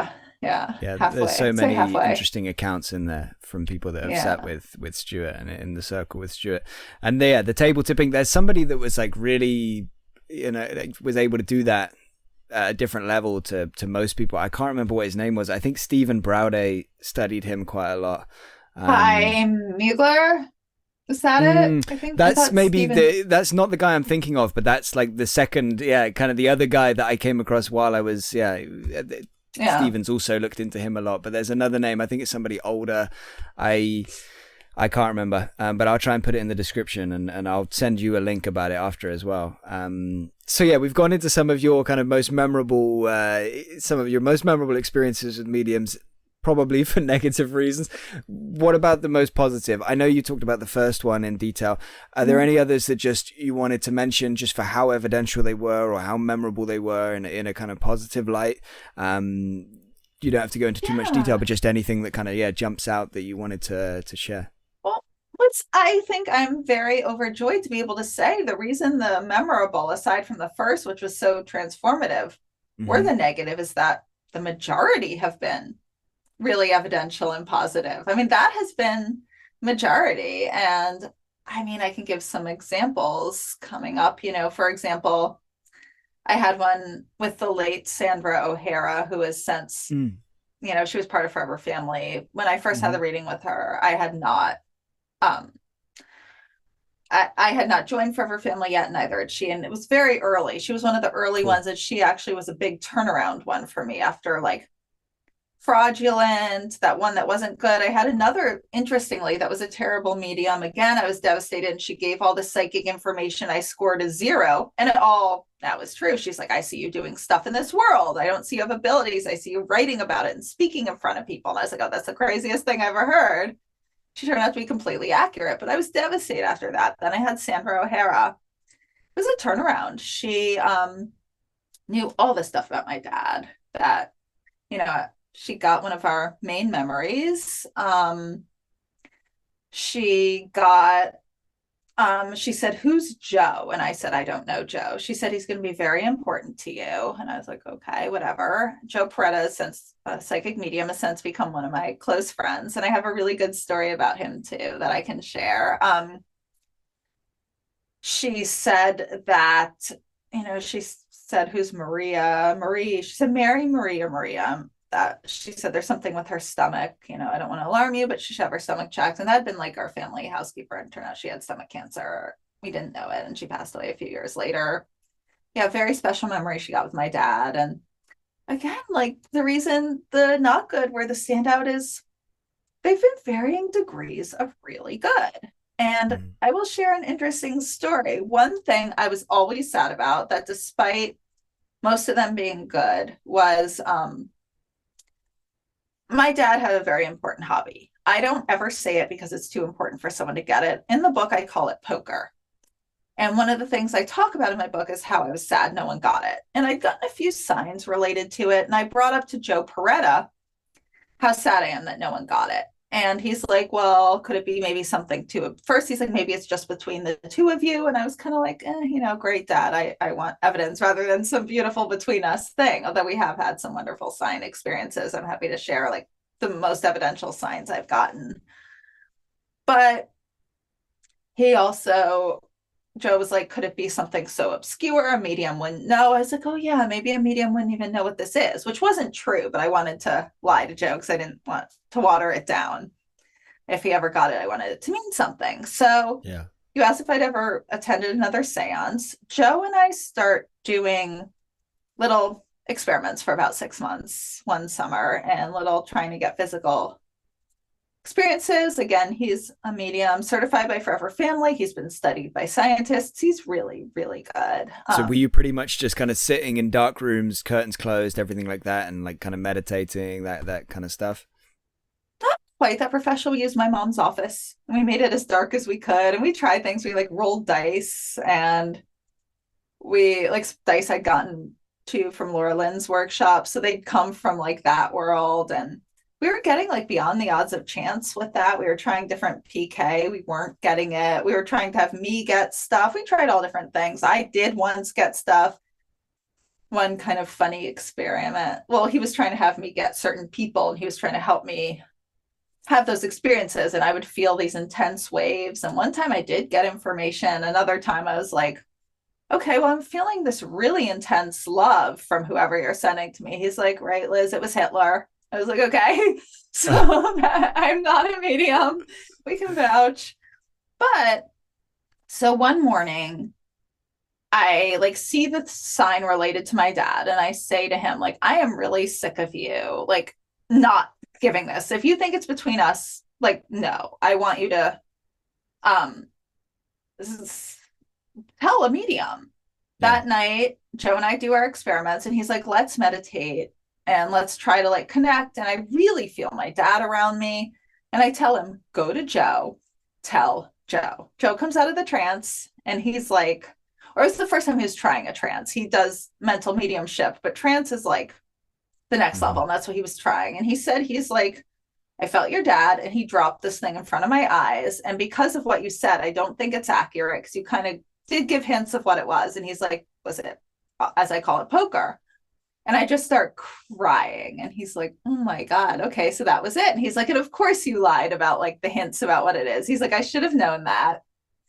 So then the next day, I'm waiting for the subway, live in New York. And I start thinking, that's so amazing. Joe got poker. I should text him and tell him how amazing it is. And I start way overthinking it, like arguing with myself in my mind. I was like, why would I text Joe about that? Who cares? Not who cares, but like, he knows he got it. Like, we'll probably talk tonight. It's like midday, way overthinking it. So I text him and he sends a photo back of like this little, well, I'll say a poker chip. And he said, oh my God, I just saw this. And I said, Liz's dad, if that was really you, have Liz text me within the next 10 minutes.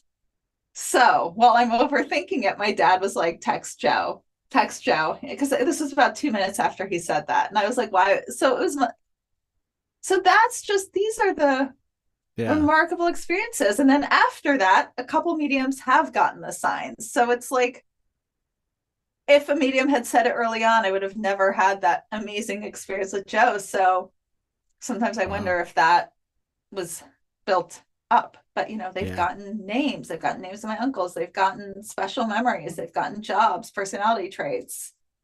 overall, as I said, the majority have been good. And it's a sliding scale because, some better than others. And then also, how do you exactly score it? Like some might get a lot of very vague information and then suddenly they'll get the most remarkable 3 things. Yeah.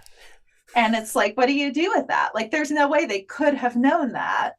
And some will get stuff that I didn't know that ends up being verified, which means they're not reading me psychically. It's just, and then, some have been vague and not good. And again, as I said, I've sat with a lot of students and people starting out to help. And, some are more accurate than others. I have had one recently that was just remarkable. And he got the color, his name Brian Sharp. He got the color of like the couch I was sitting on. He's like, why am I seeing like a red velvet couch? And I was at home. And I moved my Zoom and I was like, because I'm sitting on it. And I know it was set up where he didn't see it. So.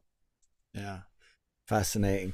Yeah, these things are so bizarre and mysterious, and like it's almost like designed to keep us from cracking the code, from actually like understanding it. There's so many curveballs and bizarre things that make us like, so why did that information come through, or why did anyway? Fascinating. You mentioned some other kind of signs and stuff from your dad, and maybe some after death communications and things like that. Is there any of those you want to kind of mention or share? Yeah, definitely. I mean, I've gotten quite a few amazing, I always say probable signs. Sorry, just to jump in on a kind of, just to add a part A to that question. How soon was the first sign after your dad transitioned? Oh, wow. I would say the first one was fairly quickly. I wouldn't say it was the best one, but it was shortly after that first medium reading. I told you she brought up his favorite color, which I call green, which may or may not be the real color. Again, I'm to all you future mediums out there. Any future mediums out there, I do protect. I disguise some things and some I don't, and I don't say which is which because you should drop some info in this interview so that like if a medium says stuff to your future, you'd be like, you listened to the interview with Ben, right? Because I only said that in that interview. The pink and purple turtle, remember? Like Dr. Beischel, I told her that was one of my. But a live one, like year 1, when I just didn't understand how this works. I was like, if they can defy the laws of the universe, I want a live pink and purple turtle to walk across the room. Then Dr. Beischel's like that, I mean, they have to work within the laws of the universe. So this was the first possible sign I got. I'd say there were 2, and one ended up having major significance later, which I'll go into. So the very first one, she said, expect a burst of green. I was walking down the street maybe 2 days after that reading, and I started feeling really weird. And a part of me could attribute it to that. It had this medium reading, and my brain neurons were healing very fast after it from trauma. And I was starting to feel a level of hope I hadn't felt. But I felt like this warm, wavy, sort of dreamy, the way I described it in my book was, when you're like, say maybe in an art gallery and you suddenly just start focusing in on one painting and like everything else around you disappears because you're really suddenly focused on this one thing that has some meaning to you. It was like suddenly I felt like that. Everything around me disappeared. And I felt really warm and kind of buzzy and very giggly and light and happy. And I was still pretty depressed at this point. And I start seeing everyone on the streets wearing green. Everyone passing me is wearing green. And I was like, this is so weird. And this went on for like 6 blocks. And this was, again, New York City. So it wasn't the most crowded area, but it wasn't the least. I'd say maybe there were 30 people per block, anywhere from maybe 15 to 30. I don't know.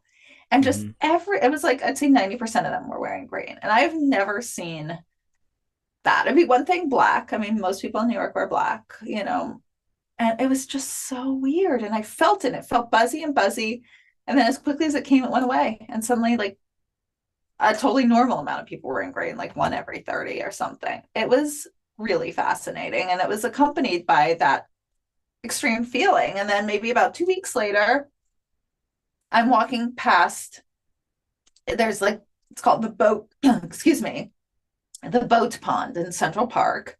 And when I was little, they used to have a lot of model boats there. They really don't anymore. Or maybe I just, that maybe is something a child would notice more. But I don't think I really have seen model boats in it since I was like 5 years old.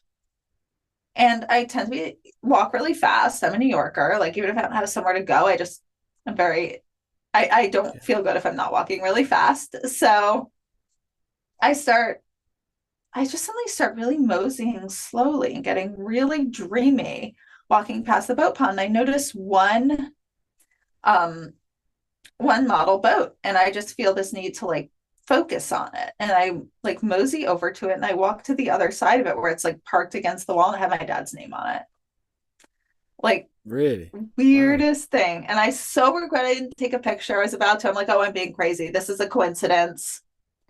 And I wonder about that. I'm like, why I should have taken a picture, but maybe it didn't even. Maybe he was imprinting something on my brain. Maybe that's why I didn't take a picture. I have no doubt I saw it, like 100%. And why would I go stop and look at a model boat like that? I could see looking and being like, oh, that's pretty.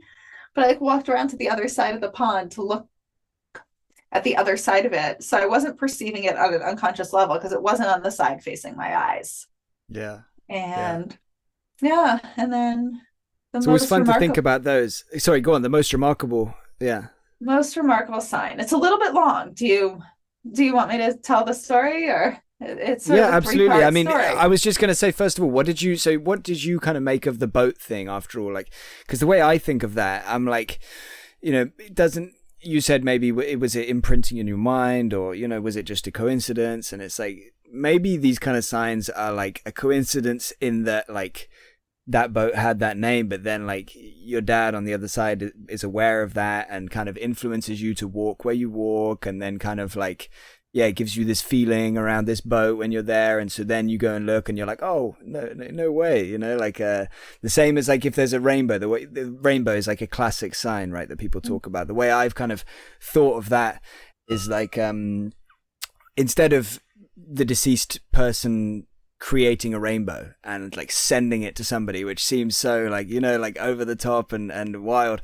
What about if they're just like kind of making me think, oh, I'm going to just look out the window for a minute, or like I'm just going to gaze out there, and then, oh wow, there's a crazy rainbow. That's the way I think, because how much easier would it be to manipulate us to think, have a quick like look out of there, rather than like whatever the alternative is. So you kind of think along the similar lines. I think that, but I also think with this one, because the boats are so rarely there, and it happened to be there at the same time. I mean, part of it was I happened to walk through the park when I wasn't even going to walk that way. There were a lot of things, just like, I think similar to my dad being like, text Joe now. Yeah, that's cool.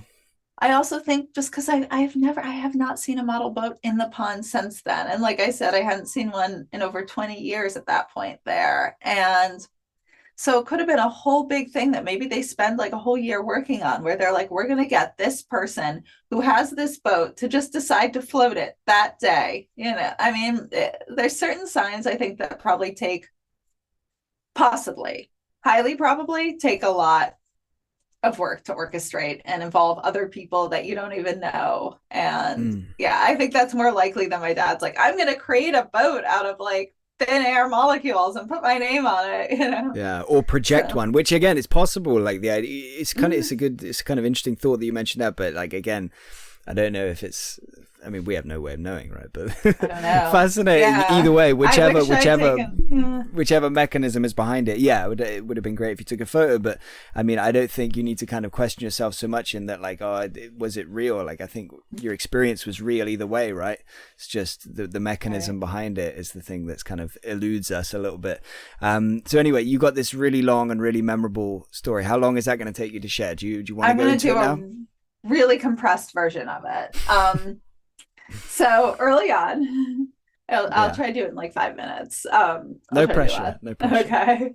Early on, I'd read Feathers Are Science. So I'm like, oh, that's like a flying pile. You read that in Laura Lynn Jackson's book, right?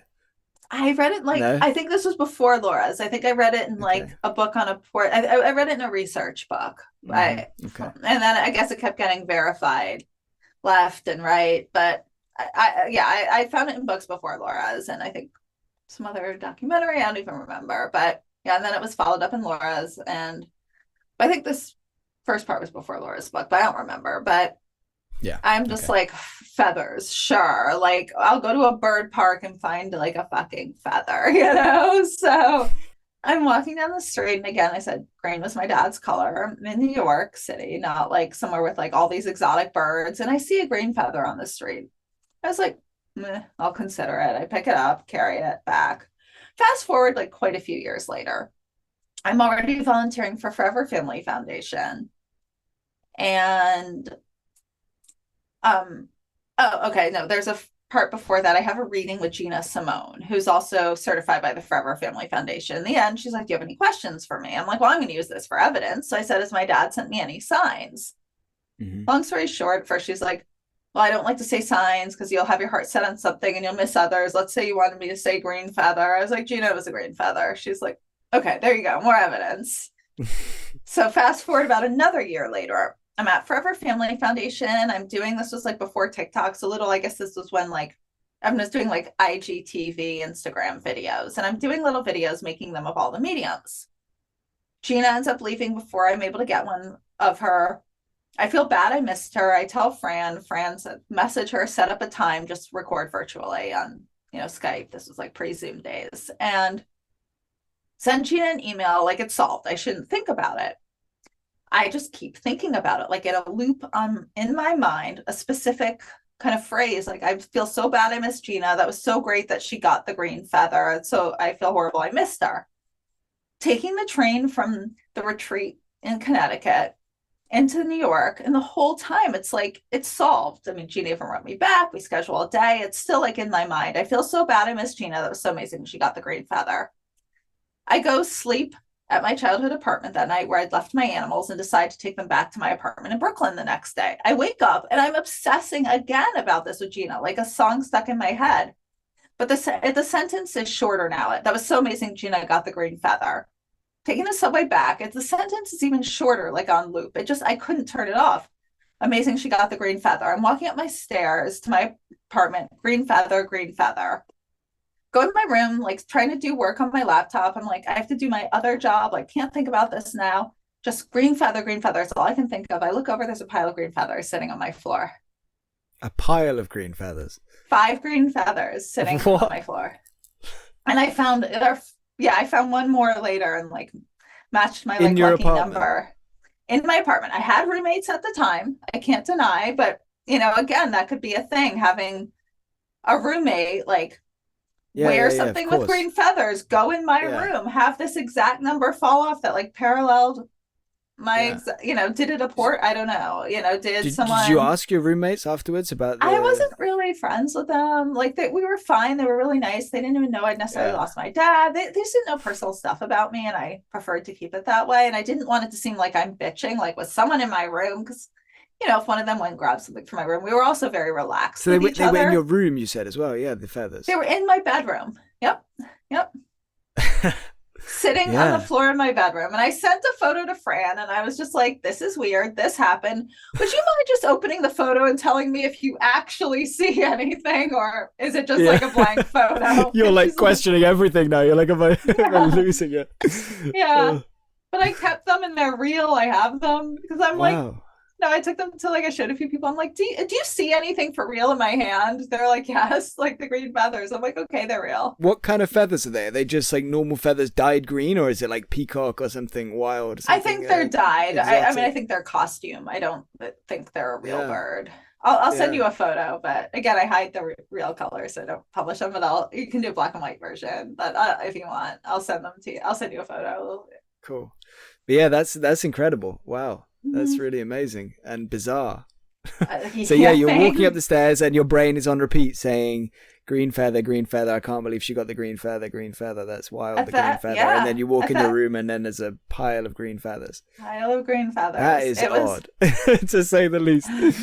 So odd. Like if people hadn't verified my photo and then them physically, I would have thought I made up the whole thing. I was even like, did I dissociate and buy them from somewhere and plant them in my room in some dissociation? But I'm like, when and how? Like, I mean, I'm really busy. I don't know when I would have done that or where I would have even found them. Like, just to work on photo shoots, to find like something a little obscure like that would take a lot of like figuring out and going to the fashion district, and they're only open certain times, and it would not have been easy.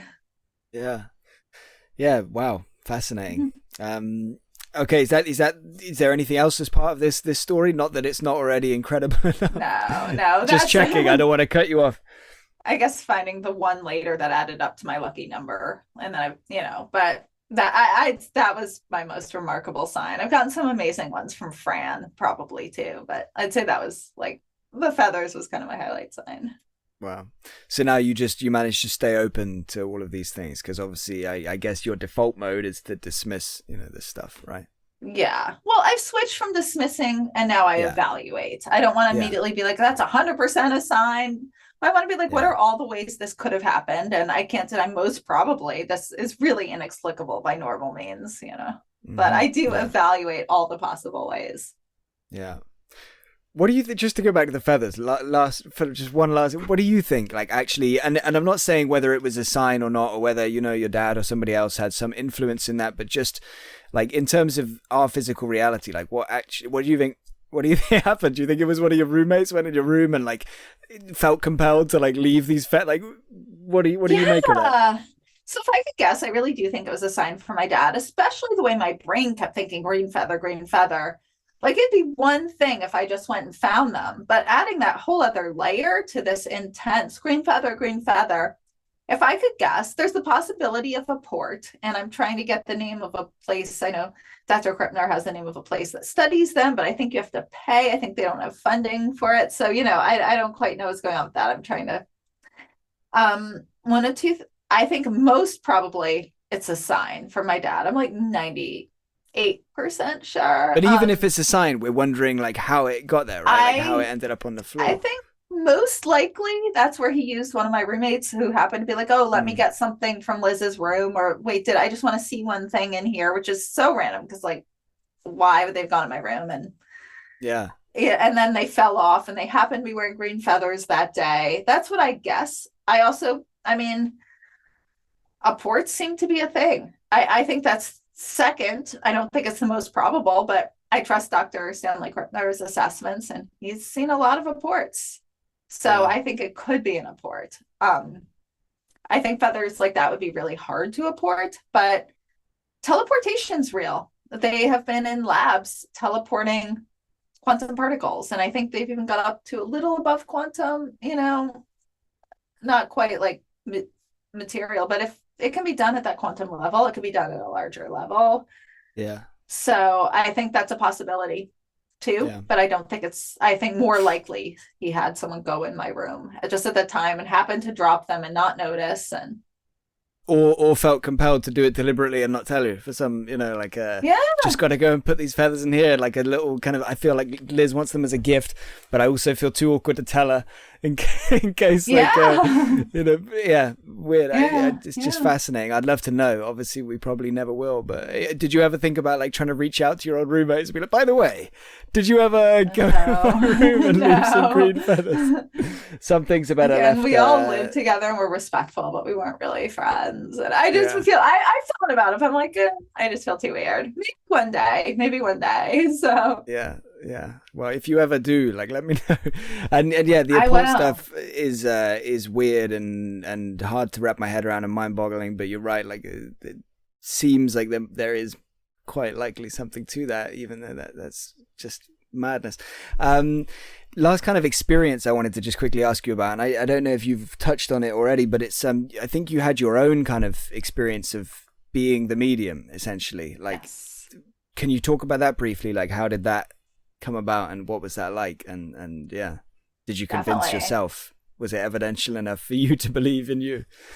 It was evidential, and I had weird physiological sensations. I, again, cannot do this 99% of the time. Not on command. And the times I've done it, I've been around mediums. So I think there's some way I ride on their energy rather than it's something I can do myself. But I don't know. Maybe it's because what you believe. If that's what you believe, then maybe that's the reality. I've had mediums say that. I mean, they'll say everybody has more abilities than we let ourselves know, and that if I went with it and didn't question so much, I'd be able to do more. So I'm trying, because I really would love to do more. Yeah, it's hard. But I went into sort of altered states during this time.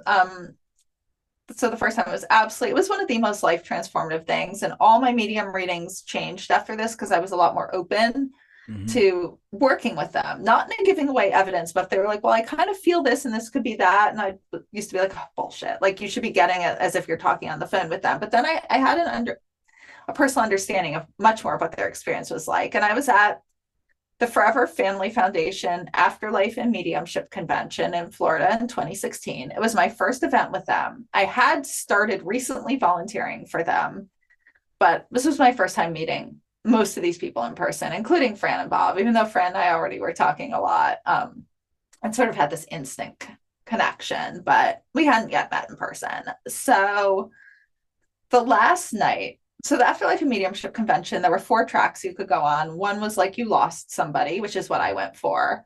And the other 3 were you want to develop your own mediumship abilities in various levels. So the last night was a dinner, and guests who were on the mediumship track could practice their abilities of a panel of about like 10 of our mediums. And jokingly, Fran and Bob were like, Liz, why don't you go demonstrate your abilities? And at first I was like, haha. And then Lloyd Arbach was there too. And I had taken a class with him on developing psychic abilities, including learning a lot about cold reading, which I think people should learn about so you can be aware of it. So I was like, oh, yeah, this will be fun. I'll do a cold reading. So I get up, and at this point, the only medium I knew, I mean, I'd gotten to meet a few of them this weekend, but the only one I knew at this point was Laura Lynn. We weren't friends at all at this point, which was kind of a big thing. I wouldn't be friends with any mediums who I hadn't had a reading with. So I was like very careful about making sure I didn't really talk to her. So, because I had like this whole set of protocols. But I read her book, and I was like, oh, that'll be funny. I'll say a few things from Laura's book, and it will be clearly fake. So I started to say a couple things, but I felt weird and wavy, and I just assumed feeling like a little weird after having been so isolated in grief for a year and starting to be really social again. I just was like, oh, this is normal brain neurons. And I started to say things from her book, and then it was like the things that I kept thinking of were like she'd written about some losses, and I started to think of those, and I was like, well, that's mean. That's not like, I'm not going to talk. I was like trying to say really light things from her book. I was like, I'm not going to say anything that's like sensitive as a clear like joke. That's horrible. So I kept trying to think of light things, and I couldn't. And like my brain felt really spinny and weird and like waves. And I felt like I was just frozen, like could think of nothing to say because I kept wanting to say stuff, but I could only think of like sensitive stuff. And so I do not know what happened or why I chose this, but I walked over to this other medium who's wonderful too, Joe Scheel, and he's part of Forever Family. And I started saying things. And at one point, like I felt all these waves like pouring into the top of my head and moving through my body and just moving and moving. And then they moved all to my chest and started bursting in my heart. And I was like, did someone die of a heart attack? Yes. And I mean, that's not so evidential. Like, I mean, this wouldn't get me like certified by Forever Family Foundation, but for someone like me, you know, this was really, you know, amazing. It was also backed up. Like, you need to be able to say as a medium, someone died of a heart attack. That's pretty generic, but this wasn't just coming from logical. I was feeling it. And I said a few things that like backed up how the person, like, I think, and then I felt it all move to my head in one spot in my brain and keep bursting and bursting. I was like, someone died of a brain tumor. I was like, no, it'd be an aneurysm because it keeps bursting. And he's like, yes. And I was like, this is so weird. And I got a few other things right. And from that point, I was like, things change. And then a few years later, actually, Laura said it that night, but I thought she was like, I couldn't process it. But like a few years later, too, she was like, you got stuff about me that wasn't in my book. I was like, I did? Like, I don't remember at all saying anything to her that wasn't in her book. And then I remember freezing, trying to like not be horrible and say something sensitive as a joke, and then walking to Joe. And that's my only memory. And then all those sensations. But it was fascinating. And I mean, it's not like it happens regularly. I took another mediumship class with my friend Renee Bach, who's also a Forever Family medium. And the last day, this final exercise, I got all this information too. And I felt all these waves in my body, and 99% of the time I can't do this. And I do think it has to do with somehow being around mediums, because, you know, my normal life things don't come to Maybe me it's just ever. getting in the right headspace, or maybe if you kind of really decided this is something I want to do and you like committed to it, you know, maybe you'd be able to switch it on and off, and like, although I don't know, you know, it probably doesn't work like that for even experienced mediums, but you know, that kind of idea. Yeah. I don't even know if that's something that you'd want to do though. Like that's, you know, it's kind of a big commitment, right? I mean, I'd love to be able to have that constant sort of living between two worlds and communication, Really? Yeah. and both the evidence and the experiential of being like so connected to people I love, and the constant reminder of the evidence. But I think if I could have one ability, the one I'd want the most is out of body experiences. Oh, But really? yeah, that just sounds so fascinating. But I mean, yeah, if I could really do mediumship, but the way they talk about it, they're like trying to turn it off. I mean, I don't even know what that would be like, you know. It's not like so Fascinating though. Yeah, it was absolutely fascinating. Wow. Maybe this is a good time for you to say a few words about your book that I don't know when you're planning to release it, but your next book, your follow-up book, your part 2. When are you planning to like get it finished and published? Ideally, I would like to in May. It does depend some, because I write about people, so I have to wait for all of their permissions and edits to come in, which is kind of what I'm waiting for now. So just ASAP, this 2024, as soon as possible. Yeah, so probably I'm guessing around June. It picks up where this one left off. It's also covers a lot about my mentor, Fran Ginsburg. It tells kind of a little bit about, I helped a friend of mine who was going through a legal case. So that's a very side story, cool. But it's, it kind of keeps another sort of interesting story going. So it's not as dense. It's fun to sort of bring in like personal side things too to books. And it basically picks up where my first book left off. So it starts around 2018, essentially goes through 2020 with kind of a last final chapter about some things that happened up into 2023. But my next book is basically, my third book will pick up at primarily after 2020. So the main chunk of it is 2018 through like, I guess up until 2021. And it's WTF Just Happened, book 2. WTF Just Happened, a sciencey-skeptic investigates even more evidence of an afterlife and fights for justice with her dead dog. Because my dog got involved in the case. Oh, wow. Cool. Okay. So yeah, that's going to come out this year, and that's going to be so much like loads of your experiences, I guess, again, like kind of packed in evidential stuff, because that stuff's fascinating to hear. I think people really like to hear about all that, and I love to hear about all these. And you've had loads of experiences. You've had loads of amazing experiences. You've been blessed in that department. A couple of other questions, not so much about your experiences in itself. Yeah, after all of your research, your experiences, your writing, your sittings, your everything, after all of this journey you've been on, what do you think happens after we die? And I'm not just asking do we survive necessarily, like, although that's obviously the biggest part of it, but if you think we do, how's that going to look? How's that going to feel? How's that going to be?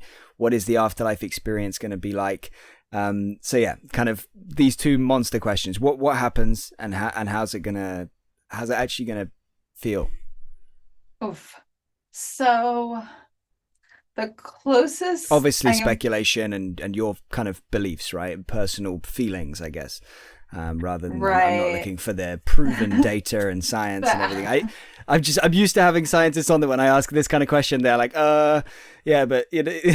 Yeah, that's kind of okay, so here's what I think. I think the best information we're going to get is from the people who've been there, combined with the people who talk to people who are there. So I will combine NDEs, because I've also gotten a little involved in NDE research. I've started attending the IANS conferences, and then mediums talk to people who are there. So I'm going to have to, I mean, obviously with NDEs, no one has gone too far or they wouldn't come back to talk about it. So, well, what they talk about is just pure love and joy and being with their people and the life review.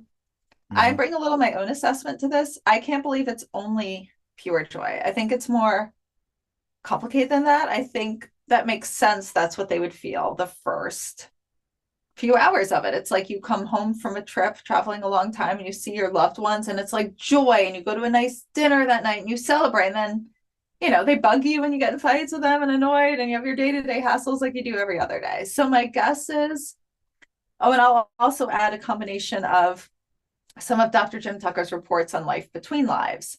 So you do still seem able to, and there's probably, I'll also add, there's most likely piles of other dimensions where there's completely, it probably moves into different experiential levels, but it seems like you're still able to experience a type of sensory input like sight, smell, interact with the human plane. It seems like with sight, if you read Dr. Kenneth Ring and some experiencers, that our brain's a filter where we see just what's in front of us. It seems like, which we can't really understand, but you're able to perceive information 360 degrees all at the same time, above, behind. We see colors on a spectrum. We obviously do know other colors exist because we know we're seeing only a spectrum, but you see colors on a spectrum, past infrared and ultraviolet. We already can't see infrared and ultraviolet, but you see on a spectrum past that. We see, you're what my worst fear always is, one of them is that you're not an individual consciousness. You hear everyone's all one. Yeah. But overall, which some people think sounds wonderful, I think that sounds horrible. But most experiencers, when I ask them that, most of them say no, they still felt they were an individual. I think you start to get access to previous lives. Time's a little different. You can see ahead, behind. You seem aware of your loved ones. You're able to still influence, like make feathers appear, or tell them to go look at feathers.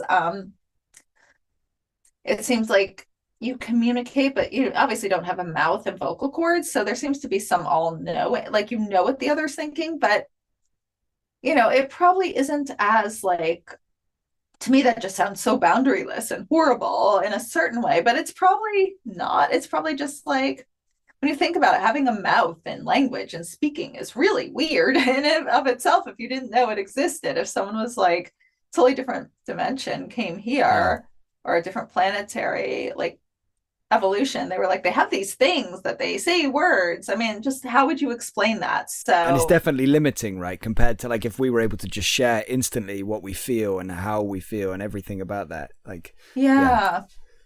It seems like you can explore other dimensions. I mean, I think consciousness most likely survives. I think, the ND experiencers, when they say it's only love on the other side, I have a hard time believing that. And then I think it's probably complex, just like it is here. And there is a lot of love, and that's probably the core of things. Just like here, really, that's what we're striving for. But I think other things probably get in the way too. And it seems like you plan growth still there, because if you look at Dr. Jim Tucker, they're planning to, the few cases of life between lives, you're planning to go to the next life, and you're choosing your parents. And, there seems to be purpose still, because, just sitting there in love and bliss doesn't sound great either. It's like, I want some form of purpose. So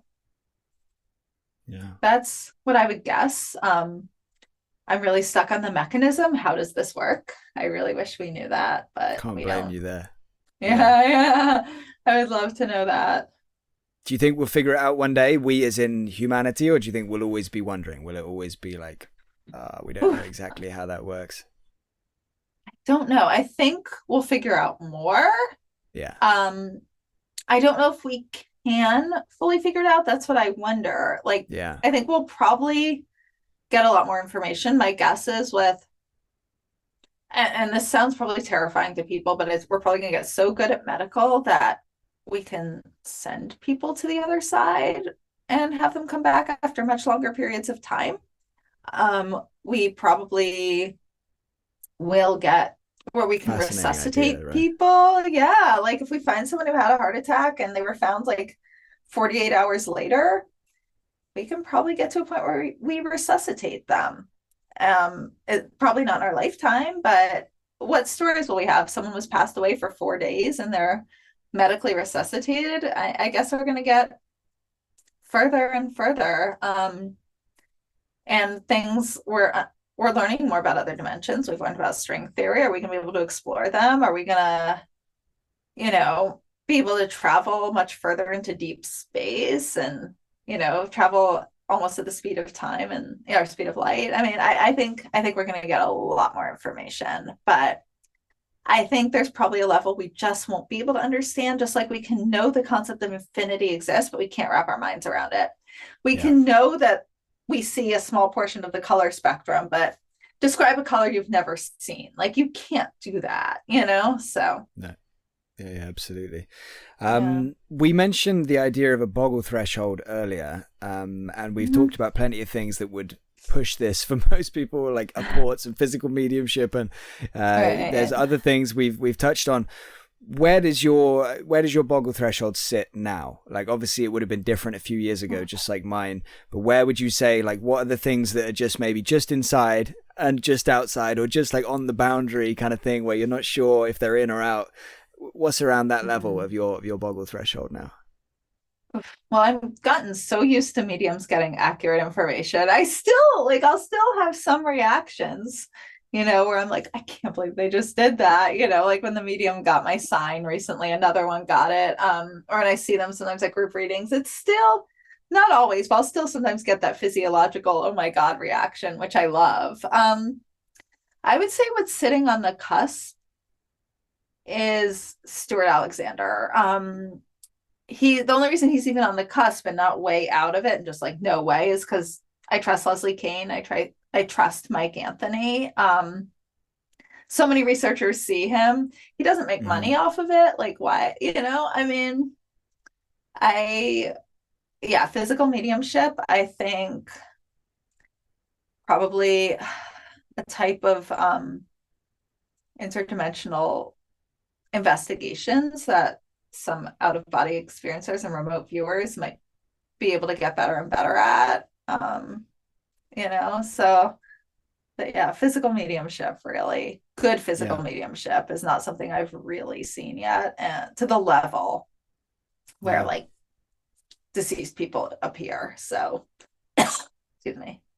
Yeah, there's definitely a lot of stuff that seems to happen in Stuart's seances that are mind-boggling, and definitely push that threshold, even for those of us with very open minds and minds that are aware a lot of this stuff is real.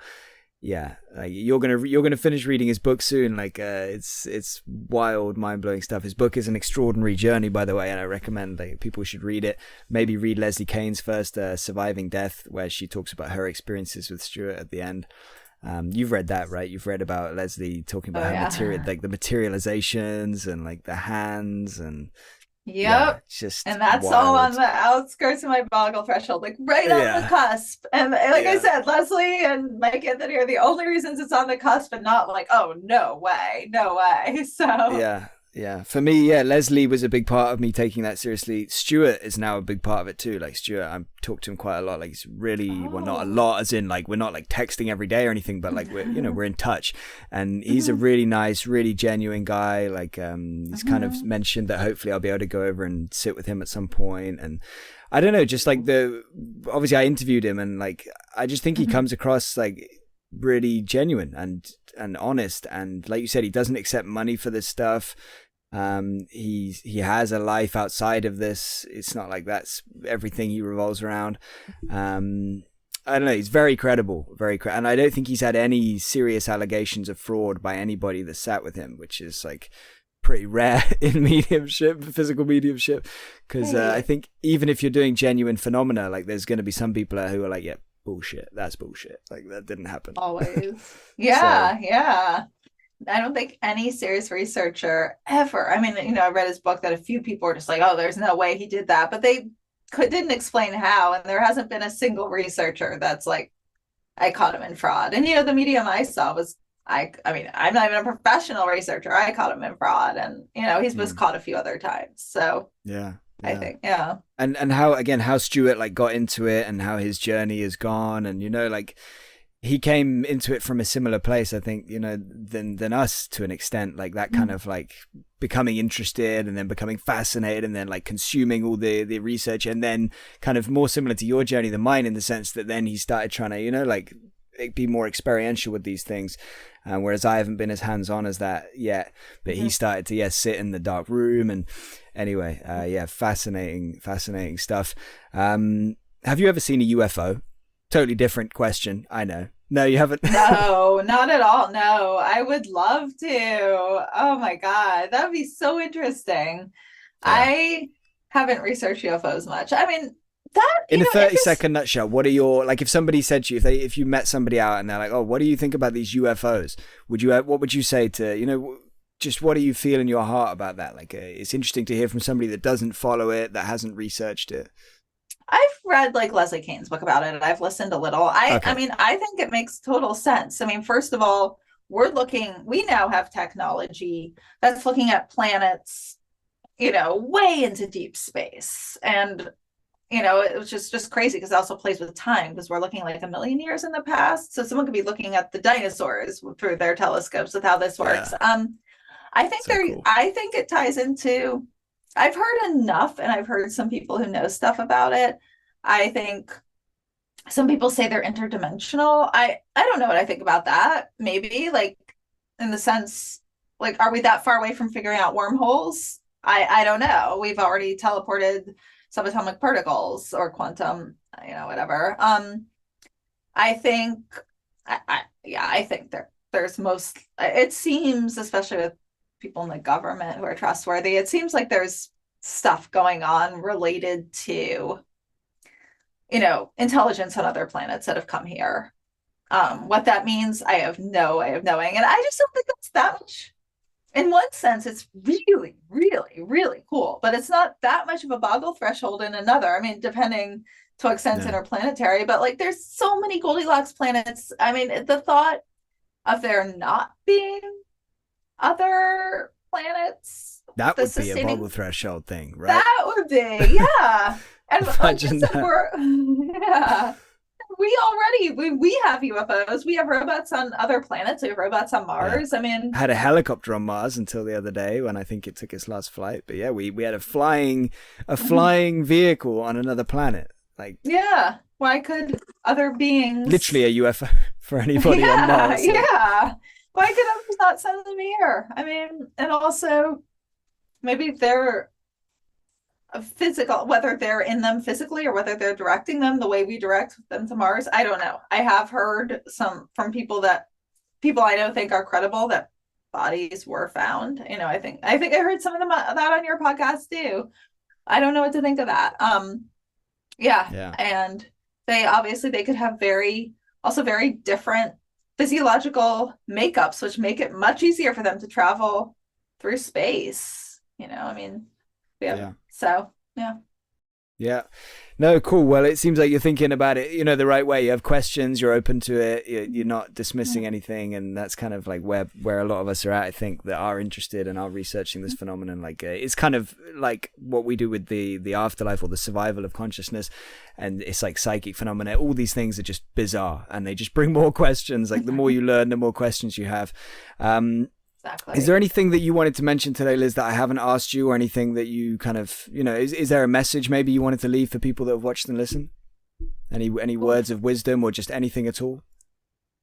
Yeah, I guess. I mean, I feel pretty thorough in everything I've learned. I guess just what I think, like, if you're ever feeling discouraged, and almost every researcher comes up with the same conclusion for the same reason, and to me that's very encouraging too, that we all, the further and further and further we go, the more and more substantial this all becomes. And if one little piece of it proves to be fraudulent, like I found one fraudulent what I'd say intentionally fraudulent medium among the so many, the evidence is so substantial that one little bit falling isn't going to collapse it. It's really like,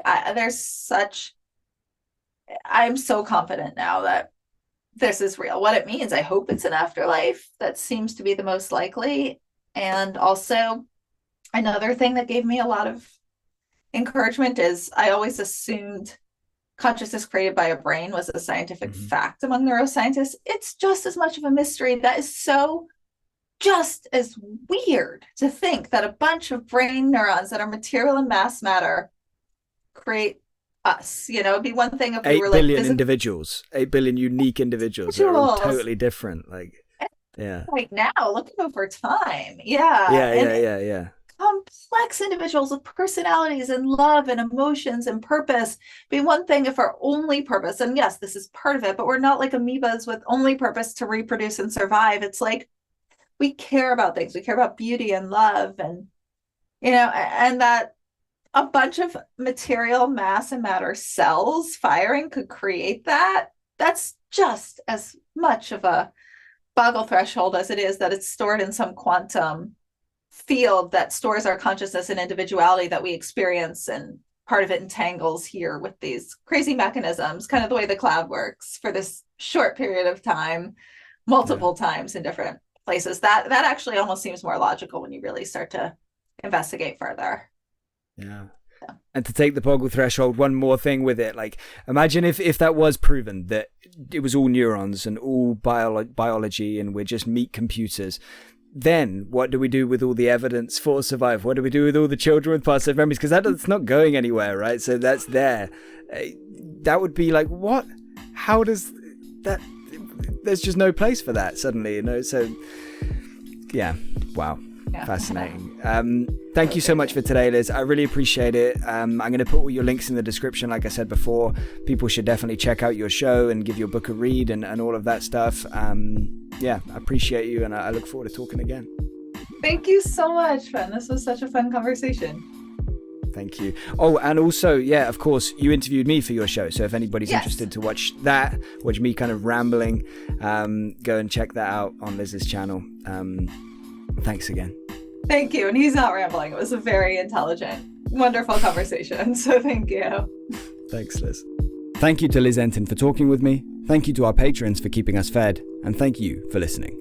Please check out and subscribe to Liz's podcast via the links in the description. To continue unraveling the universe with us, please subscribe. And if you want to help us keep putting out content, please consider a monthly contribution via Patreon. Thank you.